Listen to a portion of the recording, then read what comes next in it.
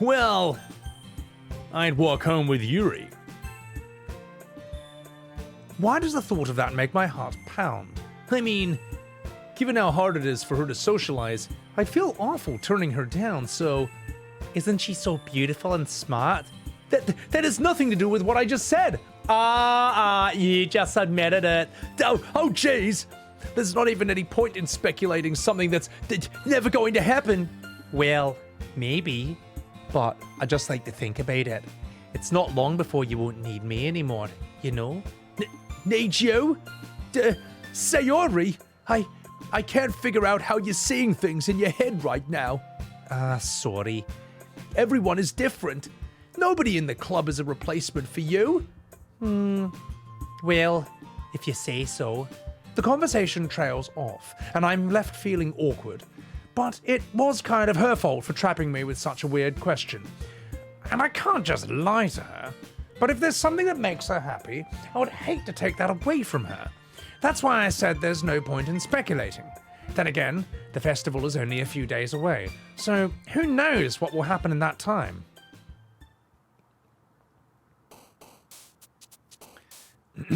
I mean...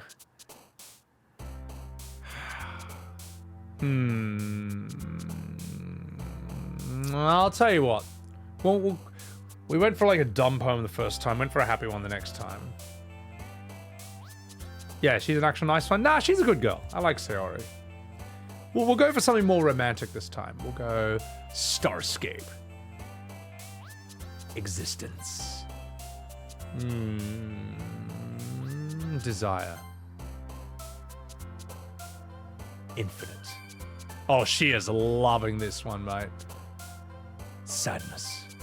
Oh, what? Sayori? I read you wrong. We'll go... Precious. Okay. Well, I'm trying to make this a prettier poem this time. I'd say warm. Valentine. Determination. Insight. Forgiveness. I forget what effulgent means again. It's one of those words where it's, yeah. We'll go music. Heart. The worst of all the Captain Planet powers. Actually, no, in real life, heart would be insane. You'd go to jail for causing tornadoes or firestorms or earthquakes with the other powers. Whereas heart, you can just you can just get away with murder socially. We'll go intellectual for this one. Imagination, dream, ocean, calm, horror. Yes. Analysis. Oh man, Yuri's gonna love this. Oh my god. I'm the last one here again. Hey, don't worry. I just walked in too. Were you practicing piano again? Yeah. You must have a lot of determination. Starting this club, now picking up piano. Well, maybe not determination, but passion. Remember that the club wouldn't be here if it wasn't for all of you. And I'm so happy that you're all willing to help out for the festival too. Oh shit, I can't wait for the festival. It's gonna be great. Nani? Weren't you complaining about it just yesterday, Natsuki? Well, yeah, I ain't talking about our part of the festival, but it's a whole day of school. We get to play and eat all kinds of delicious food, smoke all kinds of cigarettes. You sound like a bit like Sayori all of a sudden. Monika, don't they usually have fried squid? Squid? That's like a pretty specific thing to look forward to. Ah, come on. You saying you don't like squid? You, of all people? You hentai lover? Oh my god, I didn't say I didn't like it. Besides, what do you mean by you of all people? Because it's right in your name, you poifoot! Monika! Nani? It's not how you say my name at all. Is that like some Japanese joke that totally got lost in translation? Oh well, close enough.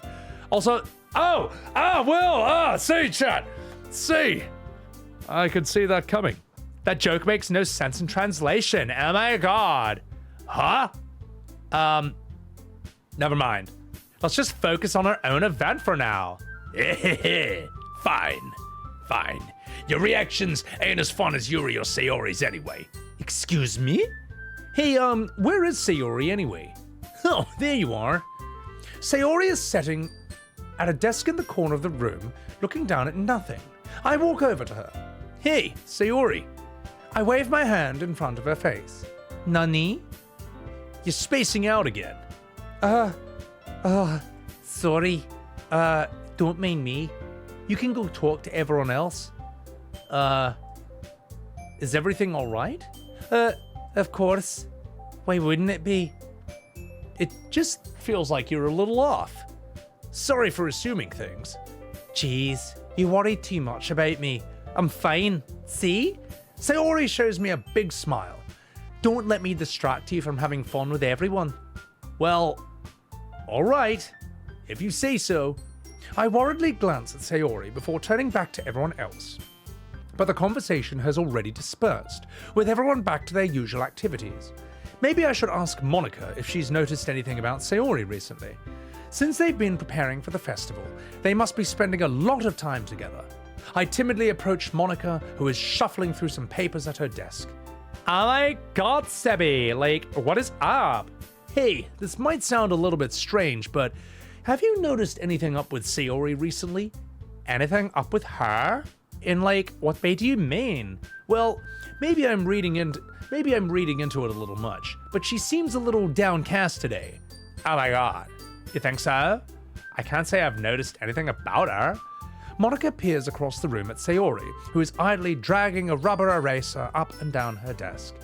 Maybe there's something on her mind, but I'm surprised that I'm not the one asking you, Sebby. You certainly know her a lot better than I do. Yeah, but she's never really like this. She's always talked to me about things that bother her, but this time, when I asked her, she was really dismissive. You know what? I'm sorry. I know it's not your problem.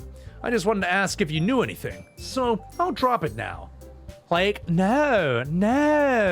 It's important to me too. I mean, I'm also friends with her, and I also care about the well-being of my club members, you know? Maybe I'll try talking to her myself. Nani? Are you sure about that? She seemed like she wanted to be left alone. Are you sure? Maybe she has a hard time bringing it up with the person of interest. Person of interest? What do you mean by that? Oh my god, men. I'm saying that maybe the thing on her mind is you big dum-dum. Me? How on earth would you come to that conclusion? Well, I probably shouldn't say too much, but Sayori talks about you more than anything, you know? Huh? She's been so much happier ever since you've joined the club. It's an extra light was turned on inside of her. What? No way. Sayori's always like that. She's always been full of sunshine. It's not any different now than it always has been. Oh my god, you're so funny, Sabby. Have you thought that maybe you've always seen her as so cheerful? Because that's how she is when she's around you? Oh jeez! Oh my god, I said too much. I'm sorry, what do I know anyway? I didn't mean to jump to conclusions, so you should just forget what I said. I'll try to talk to her, so, don't think about it for now. Okay. Monika smiles meaningfully. I know she said to forget about it, but I already know that I won't be able to get her words out of my head. Monika stands up from behind her desk and walks across the room to where Sayori is sitting. I watch her kneel down next to Sayori and gently talk to her, but she's keeping her voice so quiet that I can't hear her from here. I sigh and sit myself down and let out a long fart. I know that Sayori told me not to worry about her and to have fun with everyone else, but that's impossible to do when she's behaving like this. Exactly how much do I care about her that I'm letting this weigh me down so much? Now it feels like I'm the one behaving out of the ordinary, but there's nothing I can do besides wait for Monika. Oh, fuck. Oh my god, everyone. Oh my god, hang on, let me just catch my breath for 1 second. You like the music? And the sound is all balanced, right? The music's it's not too quiet, but it's also not overpowering me, right? So, Sebbywebz, PTSD, visit Antarctica, Elixir. What's up, you dog? That was a great documentary, guys. I really enjoyed watching that with you guys last stream. In fact, I'll probably do that whenever I finish a game too early and I don't feel like starting a new game. We'll do another little watch party. They're only like 2 hours long. They're all chill. All balanced? Thank you very much, chat. Appreciate it. Appreciate it.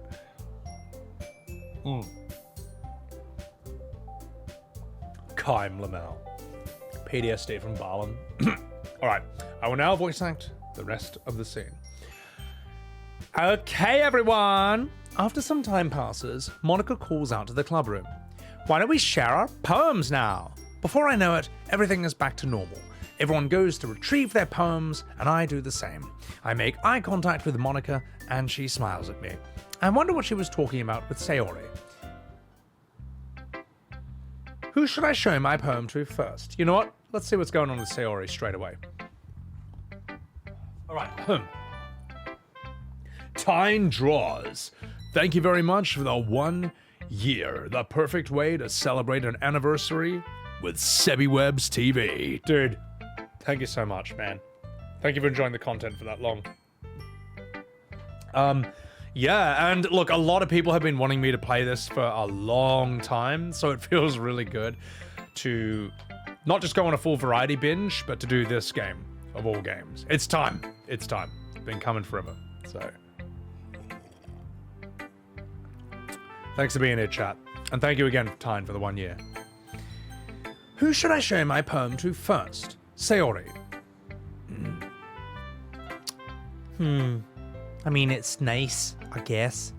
Come on, I can already tell you don't like it. Well, you don't need to worry about what I think. After all, you wrote this for someone else, didn't you? Probably Yuri, that fucking bitch. I mean, sorry. Huh? I didn't write this for anyone specifically. Maybe. That's not really what I meant, though. But it's okay. You're making new friends, just like I was hoping. You're making new butt buddies, and that makes me really happy. That makes me really happy that you're banging someone else, even though we've never banged in this club. Oh, jeez. Well, of course I am. Well, that's good. That's all that matters to me. So thank you, Sebby. Sayori, is something wrong? Huh? No, nothing. I'm just a little bit tired today. So fuck you. Okay, just tell me if you need anything. I will. So don't worry about me. Go and play with everyone else. Go and play with Yuri and her fat tits. Okay. I'm gonna go home a bit early today. I'll have the haggis in the oven. Sayori, tell Monika I wasn't feeling well. I'll see you tomorrow. Before I can say anything else, Sayori cheerfully walks out of the classroom, humming an old Scottish folk song to herself. That's so sad. I mean, look. I don't know how feminine I sounded there. Probably not. But I think I communicated the feeling. I think I expressed the emotions appropriately. Also, welcome in Seppa here. My God, Laval. We'll do Monika next. We'll save. No, we'll do Yuri. Who should I show my poem to next?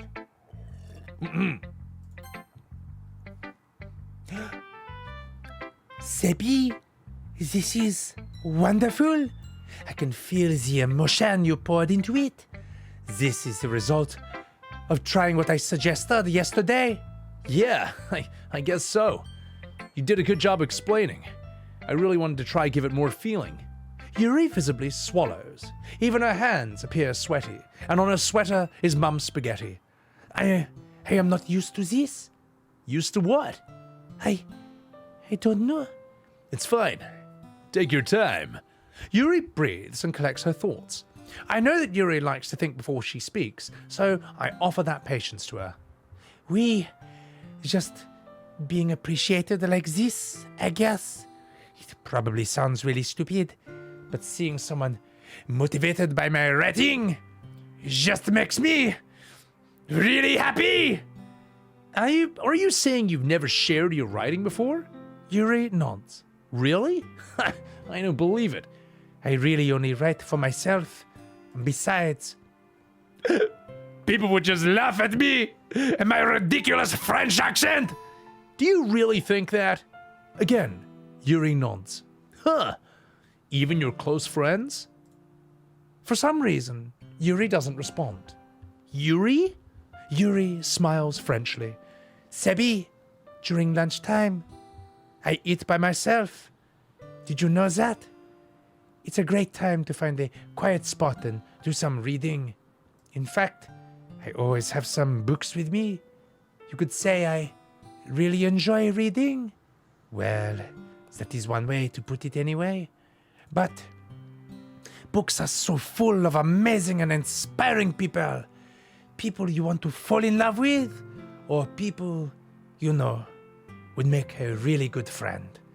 Cheerful people who always put a smile on your face, or deep thinkers, problem solvers who discover the mysteries of life. So, when you look at it that way, I am surrounded by friends every day, you know? And those friends, they do not laugh at me or my silly French accent. They don't tease me for spacing out all the time. They don't make fun of my body type and my big tits. And they don't hate me for acting like a know-it-all. People, they say that about you? I am not a know-it-all, Sebby. It's the opposite. I don't know anything. I barely even speak English. I don't know how to talk to people. I don't know how to make people see me as normal. I don't even know how to make myself happy. I have all of these feelings. All I can do with them is read, write. But it wasn't until now that I started sharing it with you that I really understood what I was missing all this time. But I haven't really... But hey, that's my line. But I haven't really done anything. No, that is wrong. Just being patient and respectful, that is really important to me. I know I am a difficult person, Sebby. I speak too slowly. I second guess myself all the time. In my country, they really fucked up the opening of the French Olympics. And I read too deeply into things. But every time, you have always treated me just like anyone else. It is so rare that I feel comfortable with myself when I talk to others. But that is why every time I talk to you, I just feel... I feel so happy. I see. Well, I treat you just the way you deserve to be treated, Yuri. And if other people don't see it that way, well, then fuck them. I mean, joining this club... I joined it hoping that I'd make friends. And I would say I've had at least one success. Wouldn't you? If you put it that way, we really are friends now, aren't we? Yuri puts her head in her hands, but this time she's smiling as she does it. So, do you want to show me your poem? Perhaps I do. Let me get it for you. So, Angel Rocher, thank you for gifting a Subaru to Mortis Harris. The waifu French voice works so well. I'm sorry, Chad. I'm really skirting with danger. Some of the jokes I'm making. So, but Mr. Stinky Pinky, thank you for enjoying the stream. Being French is often a debuff. Sad, but I think you're right, Chad. I think that the French voice does work for her. So, wheezing over here, appreciate it. So.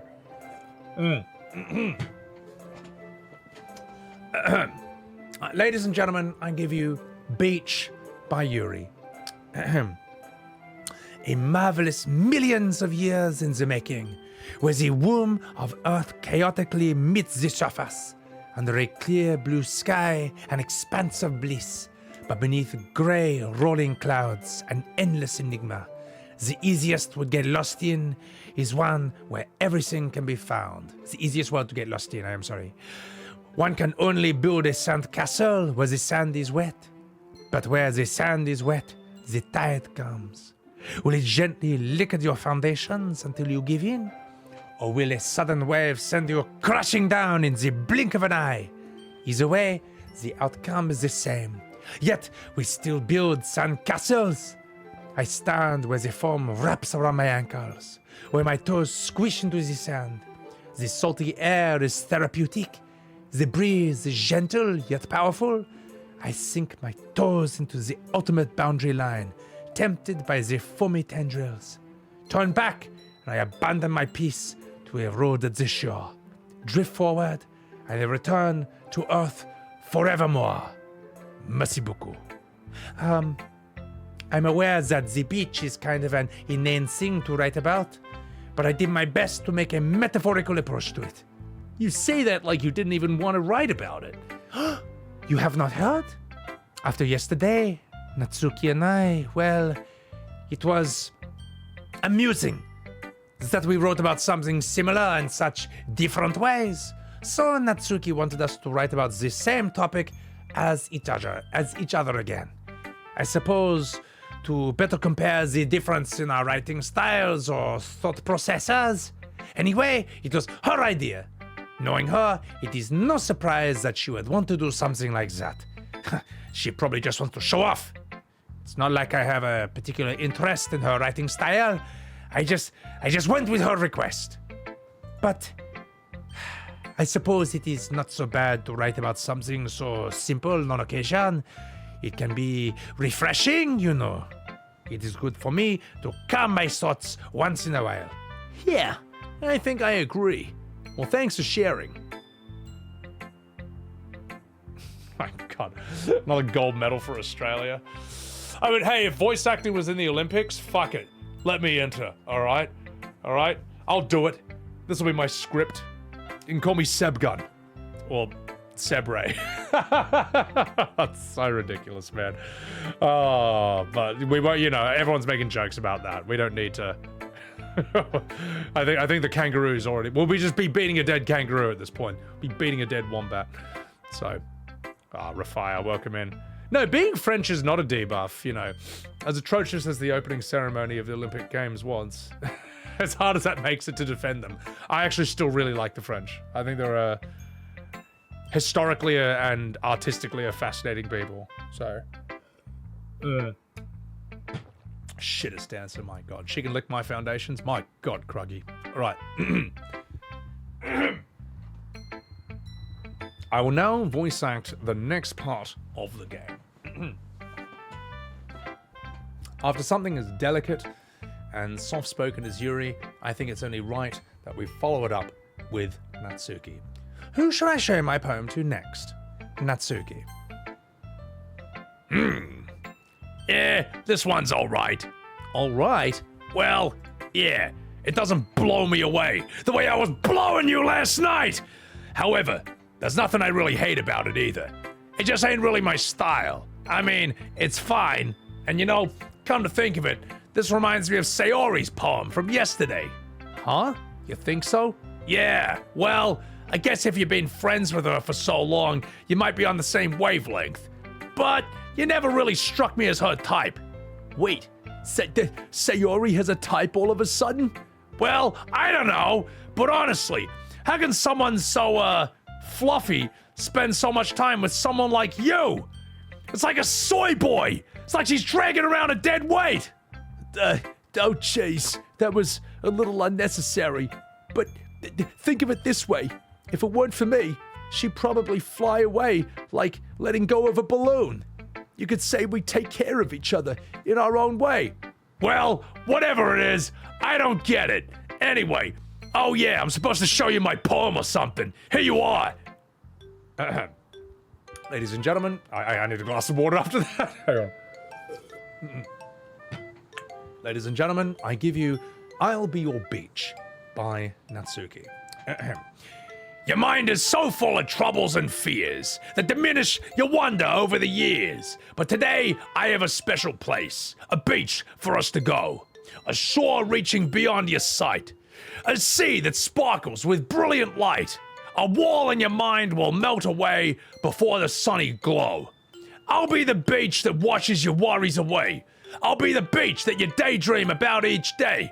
I'll be the beach that makes your heart leap in a way that you thought you'd left long ago. Let's bury your thoughts in a pile of sand. Bathe in sunbeams and hold my hand. Wash your insecurities in the salty sea and let me see you shine. Let's leave your memories in a footprint trail. Set you free in my windy sail. And remember the reasons that you're wonderful when you press your lips to mine. I'll be the beach that washes your worries away. I'll be the beach that you daydream about each day. I'll be the beach that makes your heart lap in a way that you thought you left long ago. But if you let me by your side, your own beach, your own escape, you'll learn to love yourself again. The end. Yeah. I felt like, well, I kept writing about negative things, so I wanted to write about something with a nice message for once. Besides, the beach is awesome. Kinda hard to write anything negative about that. Well, Yuri's take on it was a bit more solemn. Well, that's... hey, listen, she better not have said anything bad about mine, or I'll kill that bitch! After all, she was the one who wanted us to write about the same topic. Pah, you can really see her doing that too. Making us write about a simple topic, then trying to impress me by coming up with something all fancy. Well, it's not like I care. I did it anyway, and I'll do you later in the bathroom. Anyway, I guess mine ended up being kind of metaphorical too. But there ain't nothing wrong with doing that once in a while. At the very least, it was good practice. Now get out of here! Okay, I might need a glass of water. Just 1 second. Jesus. Oh my god. Yeah. What are they putting in the water these days, Xander? You know. Christ, Natsuki. All right. Who should I show my poem to next? I need a bit more after that, actually. Oh my god.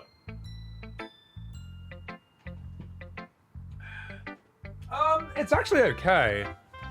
The French also does my vocal cords. Anything with a bit of husk, like that, also does it. So you know what, chat? I probably won't stream this Wednesday because there's also a few things I got to do in the middle of the week. It gives my voice time to recover. Gives me time to record the new song I wrote. And I don't know, maybe I'll come back for Saturday. Also, voice acting streams are like really draining in a way that playing a video game is not. Like this is like, this isn't just playing a game, you know, this is like maximum, I don't know, technique, but also emotion at the same time. It's like both sides of the brain going on overdrive at once, which I love. It's all fueled by performance energy. I did Doxy. I have 2 steaks before every single stream. That's true. I get one of those 2 steak packets and I just have, because steak, it's the reason I can stream for like 12 plus hours straight. The amount of energy packed into that, and it's like slow release as well. That's really, really high quality as well. It's better than chicken, for example. It's just got way more of everything. So it's like much higher density. Yeah, gotta protect that voice, boy Kai. Yeah, I can get away with it for 1 day, but I gotta recover for like the next 2 days or something, so. But don't worry, friendly, all the VODs will be on, so. What am I doing? It's like running the 500-meter relay. It's like sprinting a marathon. That's what my streams are like. Bogil, welcome in. I'm loving it. I think this is fucking brilliant. I think this is a great stream game. So, yeah, mental emotional enemy. Steak.com. Oh my god. We're not streaming on Kick just yet. But if I get banned, it's an option. So. Alright. Not fucking debate. Actually, I need another pound. I gotta refill my water again. My god. Maybe I'll make a coffee in my next break. Just so I get another jolt of mental energy and all that. I don't feel like having a whiskey just yet. In fact, I gotta say, chat, for having 0 alcohol at all, I think I'm doing a rather decent job of the VA and the improv. So, or the ad-libbing. Ahem. Who should I show my poem to next? Monika. Oh my god, Sebby! Have you thought about what you want to submit to perform at the festival? Well, being in this club is one thing, but performing in front of a bunch of people, I'll have to give it some more thought. Okay, like, no pressure. But whatever you do, I'm sure it'll turn out great. It'll also make me happy to see. Oh my god. Anyway, let's take a look at today's poem. Sure. I let Monika take the poem that I'm holding in my hands. Oh my god, great job, Sebby! I was going, oh my god, in my head while reading it. It's really metaphorical. I'm not sure why, but I didn't expect you to go for something so deep. I guess I underestimated you. Well, it's easy for me to keep everyone's expectations low. That way, it always counts when I put in some effort. Oh my god, and I was like, totally not fair. Well, I guess it worked anyway. You know that Yuri likes this kind of writing, right? Writing that's full of imagery and like symbolism. Unlike Sayori, who uses simple and direct words to describe happiness and like sadness. Yuri likes it when readers are left to derive their own meaning. It's very challenging to write like that effectively, both allowing people to get something out of it just to feel, or letting them deeply analyze all the nuances. It can take years of practice, which I'm assuming Yuri has at this point. I've like never really asked though. I'm sure I'm nowhere near her level yet. Oh, jeez. Well, don't worry about that. Oh my god. Just like do your own thing. Just keep exploring and like learn new things. Anyway, I'll share my poem with you now, you little bitch. Oh, jeez. Okay. I give you the lady who knows everything. God, I can't give a straight face while doing this voice. Oh, Jules J. Well, hentai webs. I don't know, actually. Apparently there's trigger warnings for this game. Like, actual proper ones. I know nothing about it, and you know what? No trigger warnings. We raw dog everything. We go in blind. Can I play every hentai game from 2003 on Newgrounds? I would love to voice act lesbian wrestling, which is the first hentai game I ever accidentally stumbled upon on Newgrounds, but I would also get in trouble for that. So maybe on Kick. So, doing amazing. Thank you, Mole Boy. God. Yeah, don't call me that stinky. So, by the way, for those of you who don't know the game, on Newgrounds there was a hentai game where the plot was unbelievably stupid. I think the father owed the mob money and he couldn't pay them off, so he has to sell his daughter to a lesbian wrestling federation. And then all the cougars just teach her how to wrestle. Oh god. It was good. It certainly awoke something in me as a child. But yeah, that's how just absolutely, and that was like really popular on Newgrounds. That was how different the internet used to be. Newgrounds games were absolutely wild. It was also like, I remember one of my other favorite ones was called Corrupt Cop, and it's about a kid who watches a corrupt cop on TV, and he gets inspired by that, and he just becomes a huge corrupt cop, and like when he grows up, and then a guy who gets screwed over, or whose family gets killed in the corrupt cop activities, he goes to take him out. They both die in a shootout, and another kid is watching that story play out on TV and is inspired, and the cycle just continues. I was like, man, how is this guy the hero? So good, man. Oh, so dumb. Nah, Newgrounds was it was like a flash game artistic renaissance that most people have forgotten, sadly. It's all still there though. It's all still there. It's just completely unmonetized, and only the real boomers know that. Accidentally misrage. Hey, look, it was on the front page. It was on the. It was. Think about this, guys. This is how different the internet was back then. On the home page of Newgrounds, game of the day, vid of the day, was lesbian wrestling. That's how. You're not gonna see that on YouTube. I mean, you'll see wet ass pussy, but like that's just. It's different rules for the establishment, all right? That would get me or you or anyone else banned or demonetized or shadow banned. But when the establishment throws enough money at YouTube, they'll put that on the front page, all right? Now it's just like whoever throws the most money at it. So, does it... That make the itch Zoomer Newgrounds? They won't be able to handle it.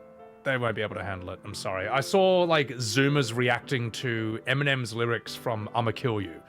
And they're sitting there soy-facing and triggered out of their minds. And it's like, yeah, that was a mainstream #1 radio hit back in like the late 90s and the early 2000s. You wouldn't be able to handle this. That said, my generation can be immensely soft in other ways. So, yeah, so, you know, no one's perfect, all right? So, all right, enough fucking about, ladies and gentlemen. I'm now going to voice act this scene. E-Bombs World, very different. Well, YouTube was like E-Bombs World times 1,000, and then it just basically sort of became corporate TV. It's not YouTube, it's not YouTube anymore. It's corporate tube, it's money tube. So, whoever puts the most money into it or makes the most money on it wins. Now, I'm gonna voice act this. The Lady Who Knows Everything by Monika. Oh my god, an old tale. Oh, sorry, take two, start again. An old tale tells of a lady who wanders Earth, the lady who knows everything, a beautiful lady who found every answer, all meaning, all purpose, all the sales at pennies, and all that was ever sought. And here I am, a feather, lost adrift the sky, victim of the current of the wind. Day after day, I search for more sales at pennies. I search with hope, knowing legends don't exist. But when all else fails me, when all others have turned away, the legend is all that remains, the last glimmering of the twilight sky. Until one day, the winds cease to blow. I fall, and I fall, and I fall, and I fall even more. Oh my god. Gentle as a feather, a dry quill, expressionless. But a hand catches me between the thumb and forefinger, the hatch of like a beautiful lady. Oh my god. I look at her eyes and I find no end to her gaze. The lady who knows everything knows what I'm thinking. Before I can speak, she responds in a hollow voice. She says, oh my god, I found every answer, all of which is like amounting to nothing. There's like no meaning, no purpose, no sale at pennies. And we seek only the impossible. I'm not your legend. Your legend doesn't exist. And with a breath, she blows me back afloat. I pick up a gust of wind, and then I totally blow Brad in the gym bathroom. I'm sorry, I ruined that at the last second. Sorry. Oh my god, you know? I feel like I'm learning and looking for more answers are like the sort of things that give life meaning. Not to get too philosophical or anything, but it was kind of on my mind, and so that's what I read about. I see. I never really put that much thought into it. In a way, it's like almost paradoxical, because if we had all the answers, like, wouldn't the world start to lose its meaning? You know, there's one thing I noticed. It seems like everyone in the club prefers writing about things that are more sad than happy. Oh my god. Are you surprised? I mean, if everything was okay, we wouldn't have anything to write about, would we? Humans aren't two-dimensional creatures. I think you would know that better than anyone. You mean one-dimensional? I mean, like, oh my god. Anyway, here's Monika's writing tip of the day. Are you ever too shy to share your writing because you're afraid it's not good? It can be really disheartening to get a lukewarm response to something you put so much into. But if you find other people who enjoy writing, then like sharing becomes so much easier. Because instead of just telling you that your writing is good or okay or bad, they want you to focus on everything that went into it and the things you can work on. It's much more encouraging that way, and it'll make you want to continue improving. And you should probably also save your game, because I have no idea what this game might do. It's almost like having your own little literature club, don't you think? That's my advice for today. Thanks for listening. D, Darlene, welcome in. Ruined or made it better? My god, I'm sorry. This is amazing. Oh god. Jesus Christ, Seb. Jules, I'm giving the people what they want, all right? Okay? And look, it's not easy voice acting for women's, all right? I'd like to see you try better. I want to see you do... Anyway. Oh my god, you three. We're like all done sharing poems, right? Why don't we start figuring out? Hey, hold on a second, asshole! Is it just me? Or did you say something strange just now? Nani?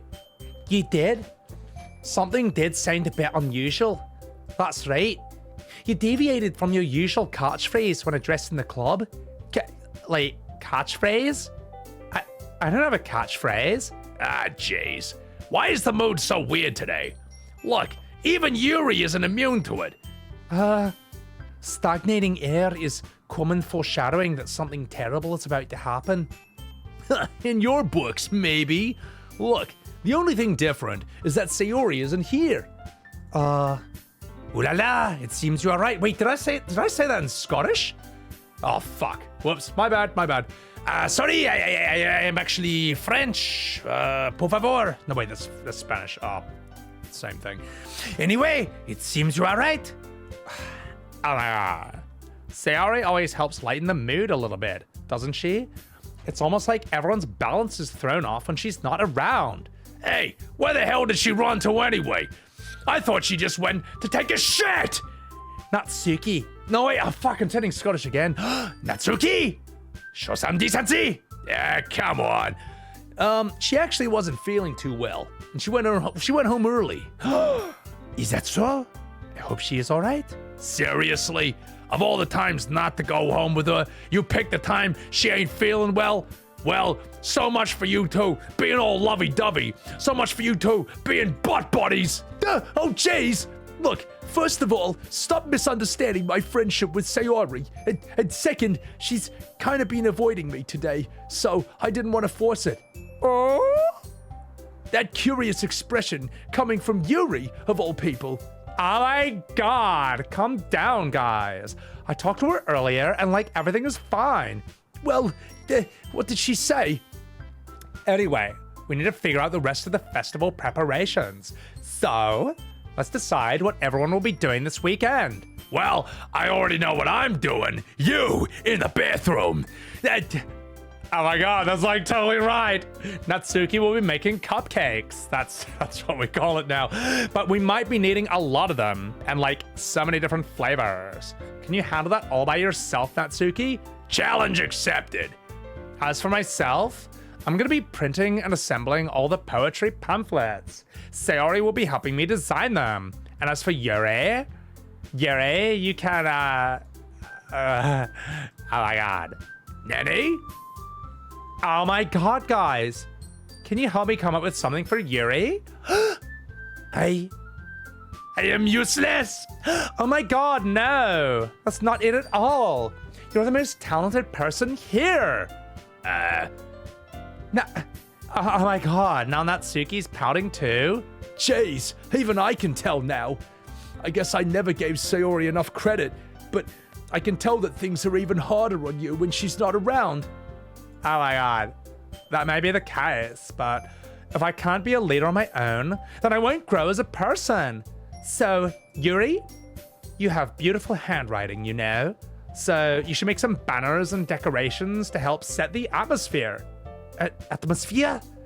About that, I love atmosphere. Yuri's expression suddenly changes as she stares at the desk in focus and starts nodding to herself. Oh, jeez, your mind is already racing. Well, that's like totally great. You'll be a wonderful help, Yuri. 1 second.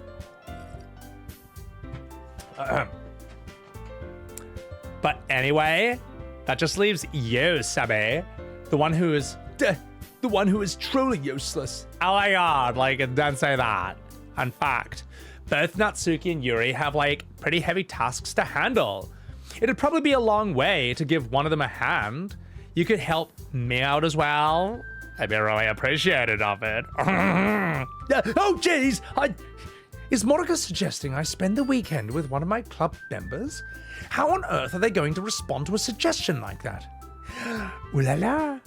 I suppose they would not mind a bit of help. Oh, well, even if I don't know how to bake, there's always some dirty work I could give you. It's not like Monika's gonna give me a choice, and you shouldn't be sitting on your butt anyway. Natsuki tries to mumble a bunch of excuses like that. If I recall, Natsuki, you mentioned you would like to handle the baking on your own. Sebby may not like to be around you if you only make him out to be a nuisance. So therefore, he may be more suited to assisting with the decorations. Hey, hold on. I never said that. How hard could it be to make a few decorations anyway? Sounds more like you're just making excuses for Sebby to... What are you saying? It will be extremely meticulous work. And baking isn't? Just what do you think? Oh my god, you little bitches. Shut up. Let's just settle down for a moment. In the end, I think it's up to Sebby to decide how he'd like to contribute. Besides, he hasn't really gotten the chance to spend any time with me yet. Oh my god. So I'm sure he's interested. You literally just said I am surprised as well. Oh my god, I'm so sorry. I was just saying that, you know. Oh, jeez. Can we just settle this already? Yeah. Sebby, are you okay with us? In the end, it's up to you. Oh, of course. Very well. In that case, everyone looks straight at me. Oh, fuck. All right, we are definitely saving here. Woo!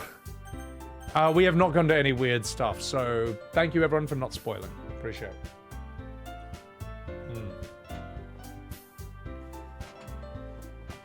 Oh, God, how many times have I done in the bathroom? Jesus. Well, I'm probably going to go with Yuri. Bean producers, what's going on, you dog? French, Spanish, Italian, same thing. My God. Headcanon voice. Omelette du queso. You thought she was French? Immersion? I'm sorry I ruined it. So. Oh my God. All right. Let's do this.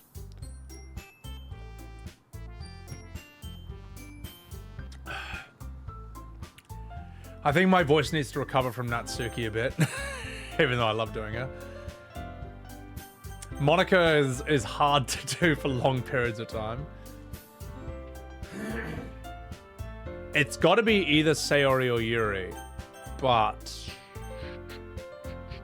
what do you think, guys? What do you think? Well, what would you choose? What would you choose? Tarath, I'm actually playing this game, believe it or not, and thank you very much for the 21 months on Sebbywebz TV. An easy female voice? Well, at the end of the day, I'm a guy trying to sound like a lady. This is not easy.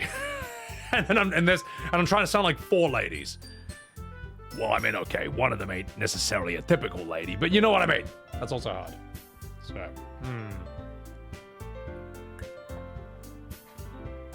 Minothrux, aye, indeed. I'll tell you what, I'm going to do a poll.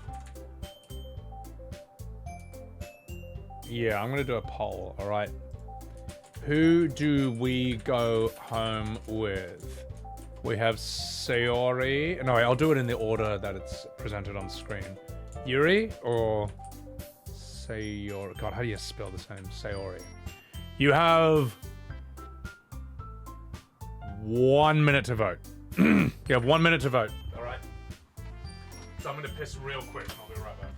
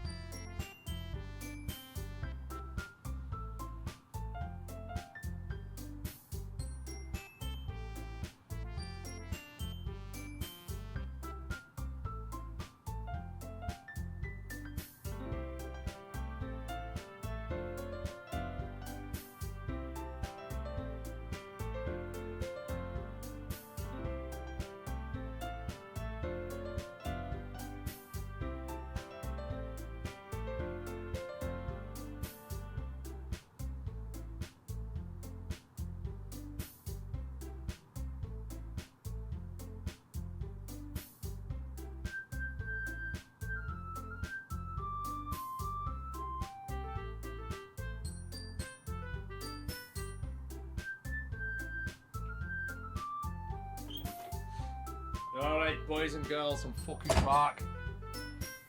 Alright, sorry that took so long. Who is the winner?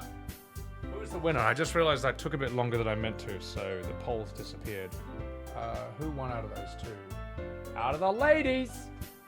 So, I made myself a coffee, because I just need the boost.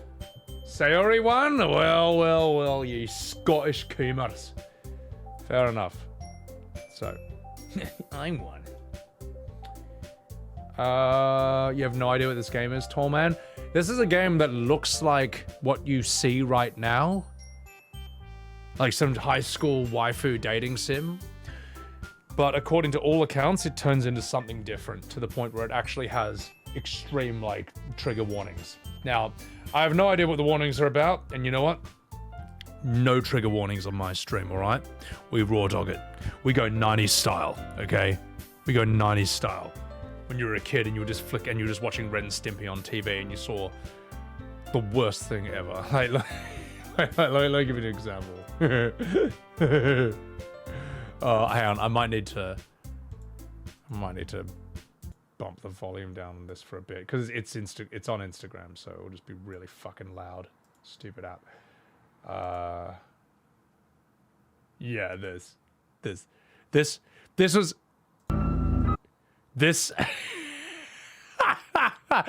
like, there was no trigger warning for this, I can tell you that. But in the 1990s, this is something you could just see on TV randomly.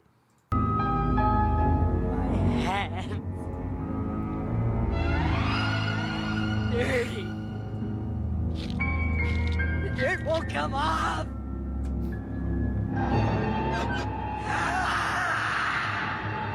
How easily I could end a farce with these hands. These dirty hands. And with these hands, I hold the fate of millions. They think he's a god. But he's as mortal as we. I know. What? Just one quick twist. It's over. Just one.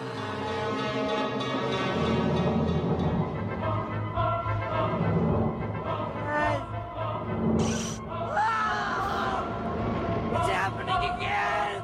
My brain! My hot, stinging brain!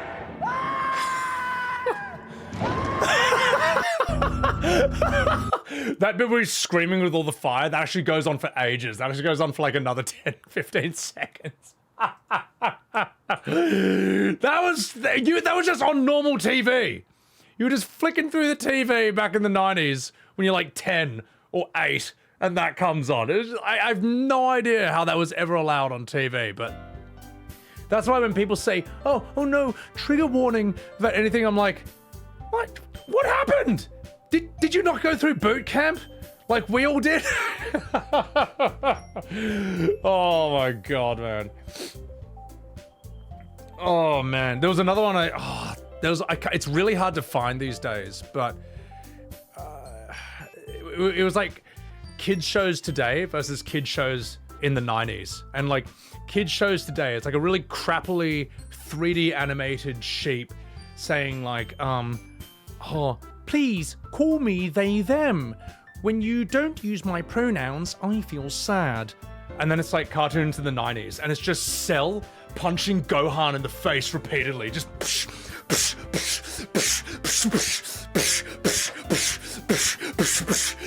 and then Krillin's like, Gohan, Goku, you gotta do something. And Goku's just smiling. And that's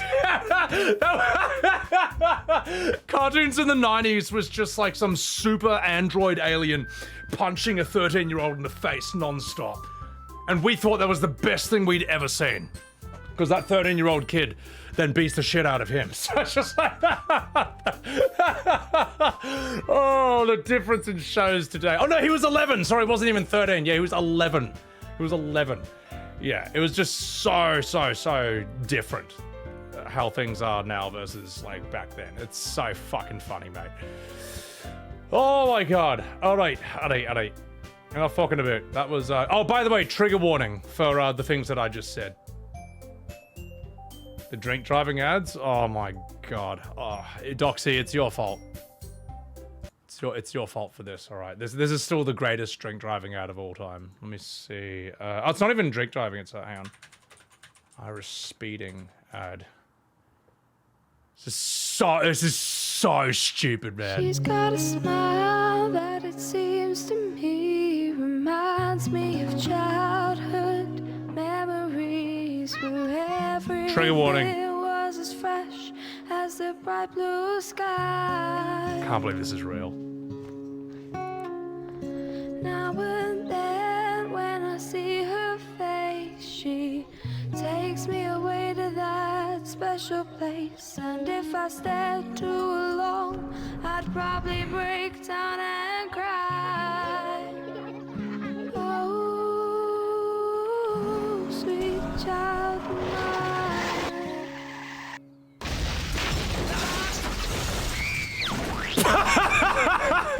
Since 2000, speeding has killed a classroom of our children. Shame on you. You can never control the consequences if you speed. Oh, that's great. And why they put that sound effect there? Since Listen to the sound effect. Listen to the sound effect. Listen to this.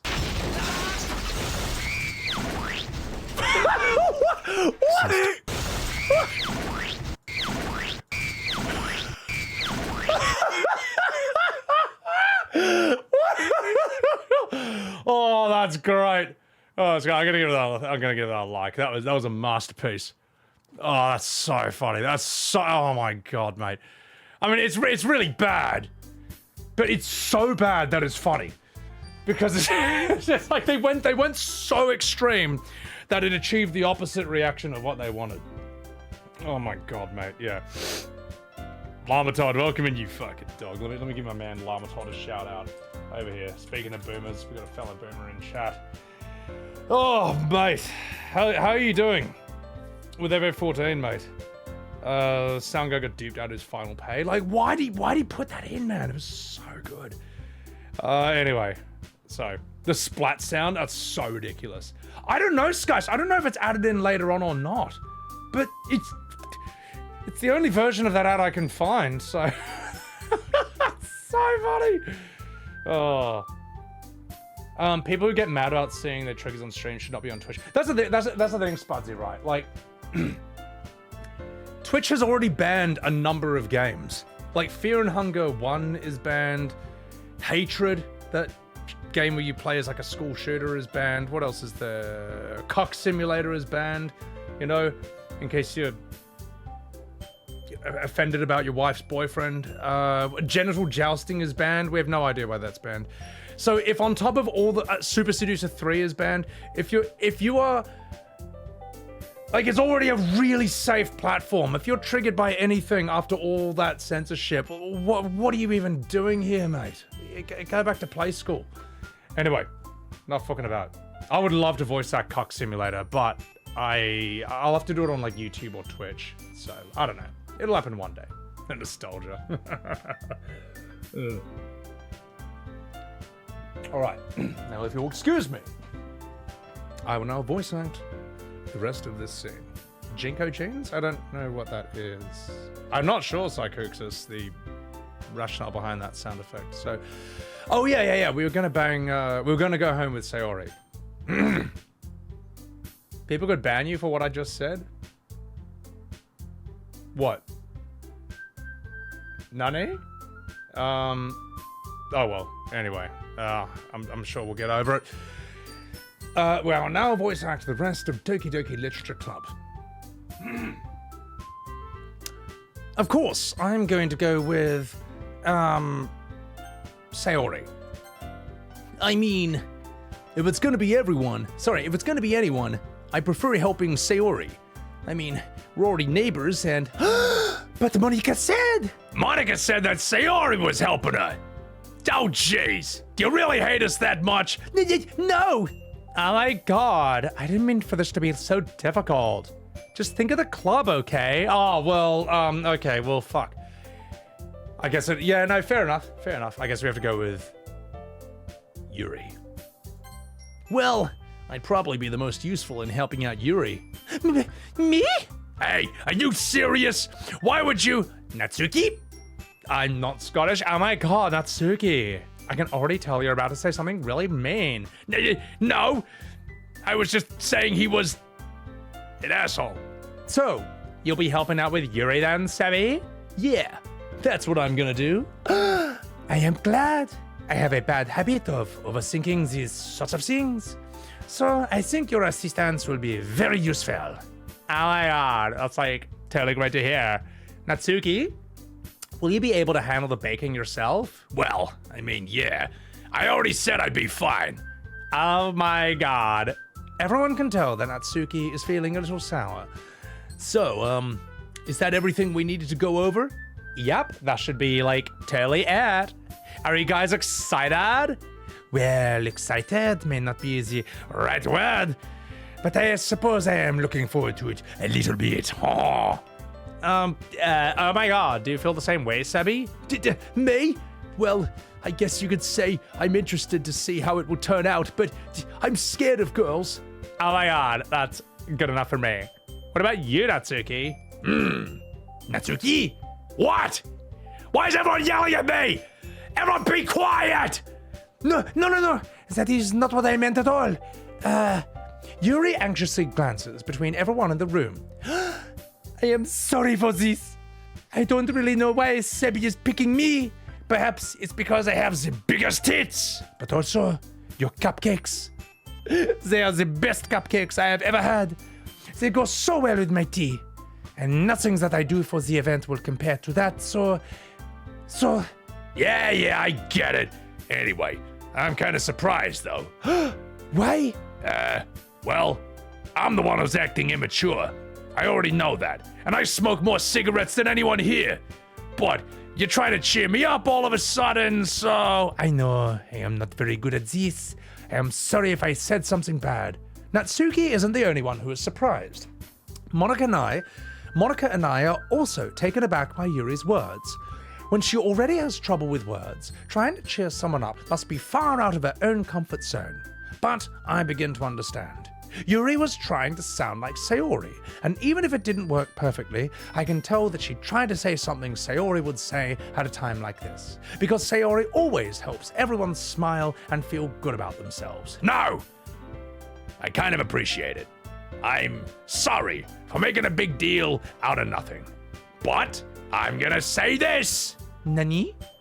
You had better bet my cupcakes are gonna be the best part of the whole event. Ah, I believe you. Oh my god. I hope everyone does their best. But with that, there's nothing more for today. So I guess it's time for us to totally head out. Okay, let's get out of here, you fucking whores. Everyone packs up their things. I start to follow Monika and Natsuki out the door as they chat between each other. Huh? I turn around. I am sorry. I realize I don't have any way of contacting you this weekend. Oh, hey, you're right. I can't believe that slipped my mind. Should I give you my phone number? I think that would be the best way. Oh. Okay then. Yuri and I exchange phone numbers. Okay. I'll be stopping by your house on Sunday. Nani? My house? Is that a problem? No, not at all. I just thought I'd be the one going to your house since I'm the one helping you. Oui, I suppose that makes sense. But if you don't mind, I would prefer going to your house. Okay, in that case, that won't be a problem. I decide not to press Yuri for a reason.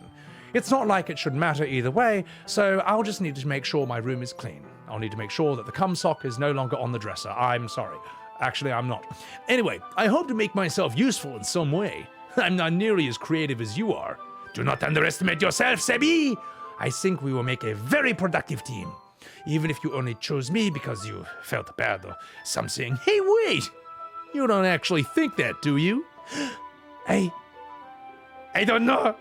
It is difficult to come up with any other reason you may have chosen me. You're forgetting the one reason. You're forgetting the one reason with the most common sense. I chose to help you because that's what I want to do. But Yuri thinks to herself with an extremely tense expression. Yuri, you're overthinking this. You wanted me to point out when you're overthinking, right? Nani? I did not realize. I'm telling you, I want to, and that's all there is to it. Do you believe me? Yuri thinks really hard again, and then you get really hard, staring at those tits. She looks straight into my eyes for a long time and then says, I believe you! As if it took a tremendous effort, Yuri finally says that and relaxes her expression. And I am really looking forward to Sunday! Yeah, I am too. After that exchange, I make my way out the door and Yuri follows. I can't believe this. Yuri is going to be coming to my house on Sunday. Even though I would have preferred to do this with Sayori, my anxiety still shoots through the roof. I guess I've gotten pretty used to handling her at this point. But who knows what might end up happening when we're outside of school. She even told me she was looking forward to it. I shake my head and... oh, fuck. Why do I feel nervous that Sayori finds out about this? It's not like we feel that way about each other. Besides, like Monika said, this is all about the club. I've got nothing to worry about. If I just go with it, I'll have a good time. It's already Sunday. I've been getting increasingly anxious about Yuri's upcoming visit. I keep telling myself there's no reason to be nervous, but it doesn't help that much. Yuri is clearly an introvert and also an intimate person in general. There's no doubt that she'll open up a little when it's just the two of us. Meanwhile, we've even been texting occasionally. She was extremely apprehensive at first, but it wasn't long before I was already sending her a ton of dick pics. But I'm sorry. I'll stay on track. I'll also save the game. But putting Yuri aside, I haven't heard a thing from Sayori since she left the club the other day. It's not like we text each other all the time or anything, but I've been worried about her in the back of my mind. Between what Sayori said and what Monika said, is it really okay for me to put Sayori's feelings aside when she might need me? I decide to visit Sayori before Yuri comes over. Rather than asking, I simply tell her I'm coming over, much like we've done in the past. Once I reach Sayori's house, I knock on the door before entering it myself. Again, we used to play so often that we've made it a habit of simply entering each other's houses like we were family. The house is quiet. Sayori isn't anywhere on the first floor, so I assume that she's up in her room. It's already strange of her to not run down and greet me. I head up to her bedroom where I finally find her. Oh, hang on, I need a glass of water. 1 sec. No spoils. Anyone?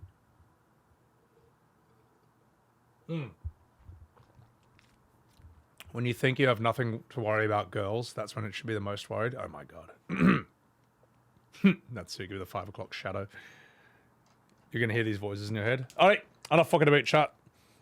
I will now do this scene. Sayori? Oh my god. You guys made me think I was gonna get jump scared. Hi, Sebby. I sit down in her room. Sayori forces a smile, but it's easy to tell that she's different. There's a minute of silence between us. Hang on, I just need to do this. 1 second, hang on. I mean, I guess there was a jump scare, technically. Suck, kick you. There's a minute of silence between us, when suddenly a minute passes, followed by another minute, and a minute after that immediately passes, in which a minute passes. There was a minute that felt like an hour, when suddenly a minute passed. I'm going to stop this. There's a minute of silence between us. You haven't come over like this in a long time, haven't you? Yeah, I guess you're right. It has been a long time. Not much has really changed, has it? Sayori's room is as messy as it has always been. I also recognize the same stuffed animals and wall decorations that she's had for years now. If you came over more often, it wouldn't be such a mess. That's because I end up cleaning it for you. How come you suddenly wanted to come over today? Aren't you supposed to see Yuri today? Yeah, but wait a minute. How did you know that? Sayori has already left by the time we Sayori had already left by the time we decided that last meeting. Monika told me. It's only natural for her to keep me informed about, you know, festival preparations, right? Yeah, that's true. But what about you? Aren't you going to be helping Monika today? Of course, but I'm just helping her online. We didn't plan to meet up or anything. Ah, so it's just me and Yuri then? Yep. There's more silence between us. Sayori stares in a random direction. Everything about her behavior is really uncharacteristic. I finally get to the point. Oh, jeez. I just wanted to see how you were doing. After you left on Friday. When something's wrong, you can't hide it from me. I know you too well. So, Sayori smiles, shaking her head. That's no good, Sebby. Nani? Look, why can't it just be like it's always been? This is all my fault. If I didn't get so weak and accidentally express my feelings, if I didn't make that stupid mistake, you wouldn't have been worried about me at all. You wouldn't have come here. You wouldn't have even been thinking about me right now. But that's just my punishment, isn't it? I'm getting punished for being so selfish. I think that's why the world decided to have you come over today. It just wants to torture me. Sayori? I grabbed Sayori by the shoulders. What on earth are you saying? Are you listening to yourself right now? I know something happened to you. There's no other explanation for you to be like this. So tell me already. Until I know, I won't be able to stop thinking about it. Sayori gives me an empty smile. You really put me in a trap, Sebby. In fact, I activated your trap card. But you're wrong. Nothing happened to me. I've always been like this. You're just seeing it for the first time. Seeing what? What are you talking about, Sayori? My God, you men are really fucking stupid, aren't you? Look, you're really just gonna make me say this, aren't you? I guess I got no choice this time. The thing is, I've had really bad depression my whole life. Did you know that? Why do you think I'm late to school every day? Most days, I can't even find a reason to get out of bed. Okay, I thought she was going to say something else, but that's close enough. What reason is there to do anything when I fully know how worthless I am? Why go to school? Why eat? Why make friends? Why make other people put their energy and caring to waste by having them spend it on me? That's what it feels like.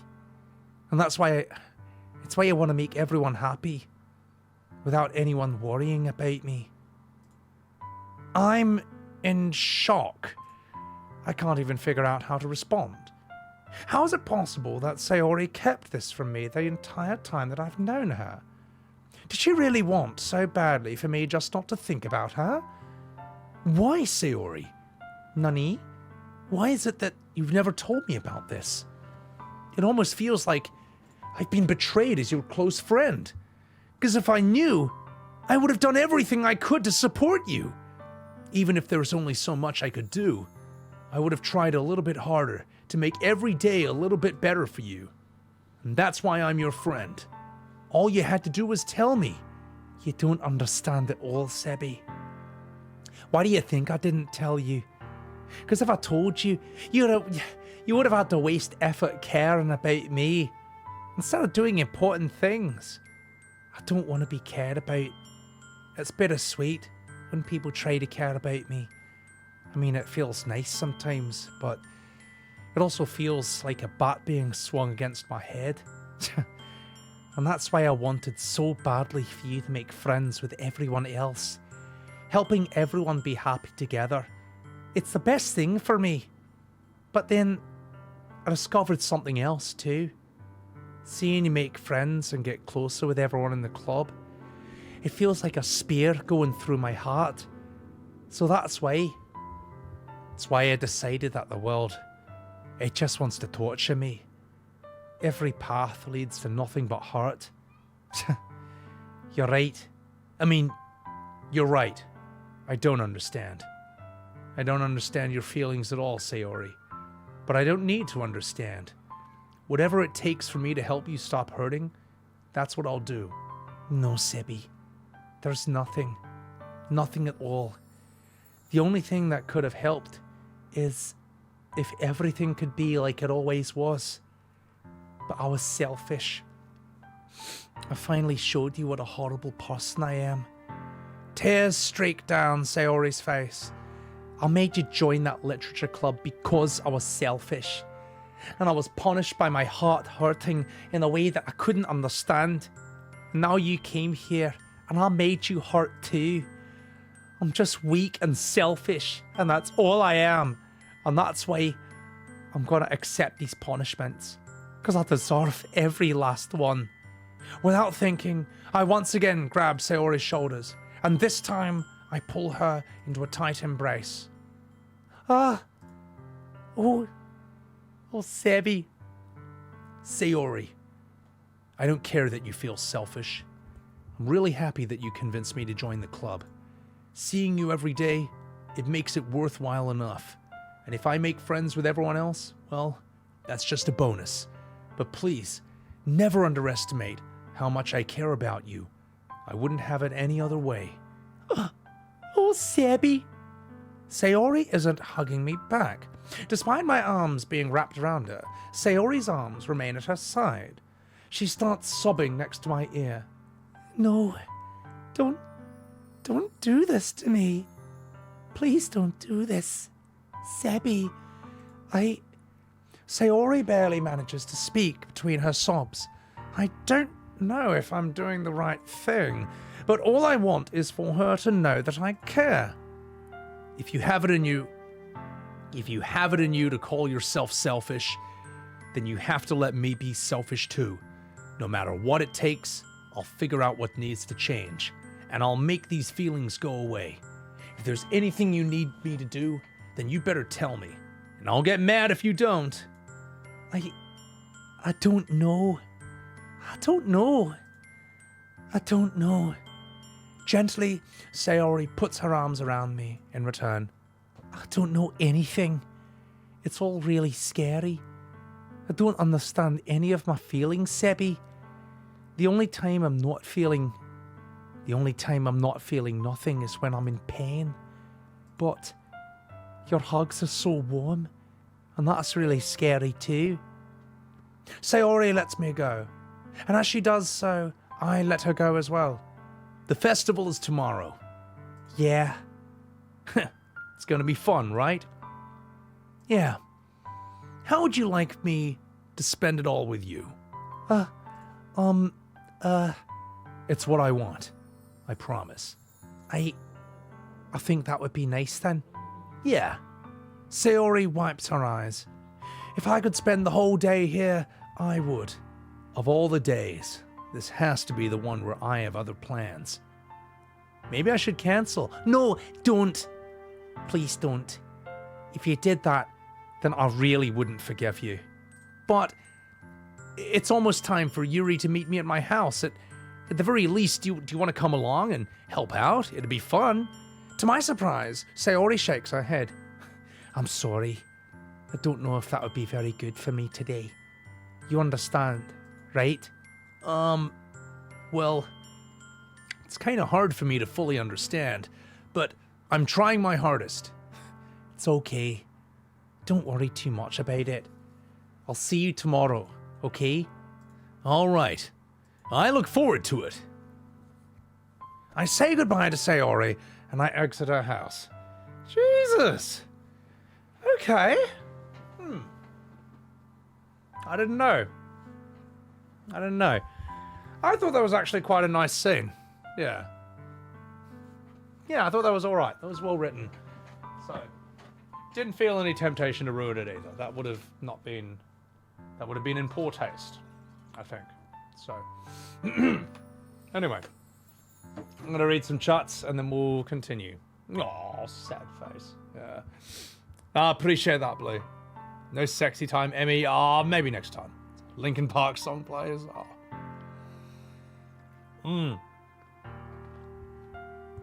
Blue track, welcome in. Yeah, I mean, that particular scene wasn't funny, but everything leading up to it has been pretty alright, though. Pretty good stuff. Oh, the sad Pepe's in chat. Oh, the sad emoji. I learned this emoji from Eben. I ripped this from her stream.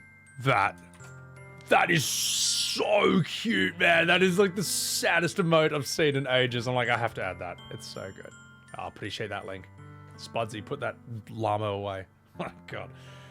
Appreciate that, Tories. Appreciate that. Oh, Arjun. So. Yeah, no. Oh my God, is that Miru Buns in my fucking chat, boys and girls? Also, chuck a follow to the lovely and hilarious Miru Buns, who is also... You're doing Savage right now, aren't you? My God, I could never do that. It's too hard. Well, I mean, I did, which is why I won't do it again. It's too hard. But yeah, hope you're having a good time with that. Thank you for the lurk, too. All right. Don't spoil Zoz. I don't know that it could have been the bad scene. I don't know. I don't know. It's all right. It's all right. It's all right. You didn't know. We're all in the moment here. So, yeah. Thank you. All right. Enough fucking about. Oh, you're in the trenches of Party Finder? My God. Good luck with that. You've been dreading party finding, Spuds? There's a way to not do that, and it's to play something else. Don't listen to me. Or listen to me. Also, name is the ninja. This Savage tier is easier than the others? No, too hard. Too hard, mate. Too hard. All right, I'm gonna do this. And you are playing something else anyway. So, you're fine. I say goodbye to Sayori and exit her house. On the way home, I find myself feeling uneasy. But it's hard for me to keep thinking about it when Yuri is about to come over too. I think Sayori is right. I shouldn't be worrying too much, and we're definitely going to have a great time tomorrow. She's going to give me the blowy joey of the century. Also, Touching Turd, thank you very much for the Prime subscription. I greatly appreciate it. Welcome back into the stream. Ahem. I should just focus on what's ahead of me. As I approach my house, I see something that makes me feel a moment of panic. Yuri? Thank goodness! Hey, you're a little early. I'm sorry I wasn't home yet. I keep thinking it's her line. Were you waiting for a long time? No, I just got here. But I started to get really nervous when no one answered the doorbell. You could have always texted me. If I'd have known, I would have reassured you and hurried on my way home. Ah oui, I suppose that is true. I did not think of that for some reason. It should be common sense to do that, but I decide to ignore it. Anyway, let's go inside. I see you brought a lot of stuff with you. That is right. Did you manage to find everything I asked you to buy as well? Yeah, pretty much. At least, I hope I got everything right. I am sure it will be fine. I take Yuri to my room. Oh, I can't do the Pornhub sound, but you know what I mean. Anyway. The first thing she does is glance around curiously, which makes me feel anxious. It is so clean. Well, I cleaned it before you came over. That is very considerate of you to do. No, I'd be really embarrassed for my room to be a mess while you were here. Mm-hmm. Well, I do enjoy cleaning. I would have gladly helped you clean. Oh, jeez, that would be even more embarrassing. Wait, don't look in there! I snatch Yuri's wrist, which was in the process of opening a desk... I snatch Yuri's wrist, which was in the process of opening a desk drawer of mine. Hey, I'm so sorry. I was not thinking for some reason. I was just spacing out. It's fine. I let go of Yuri's wrist because she nearly discovered my coom-covered statuette of Nico Robin. She puts both of her hands firmly in her lap as if to make sure that she is keeping track of them. So,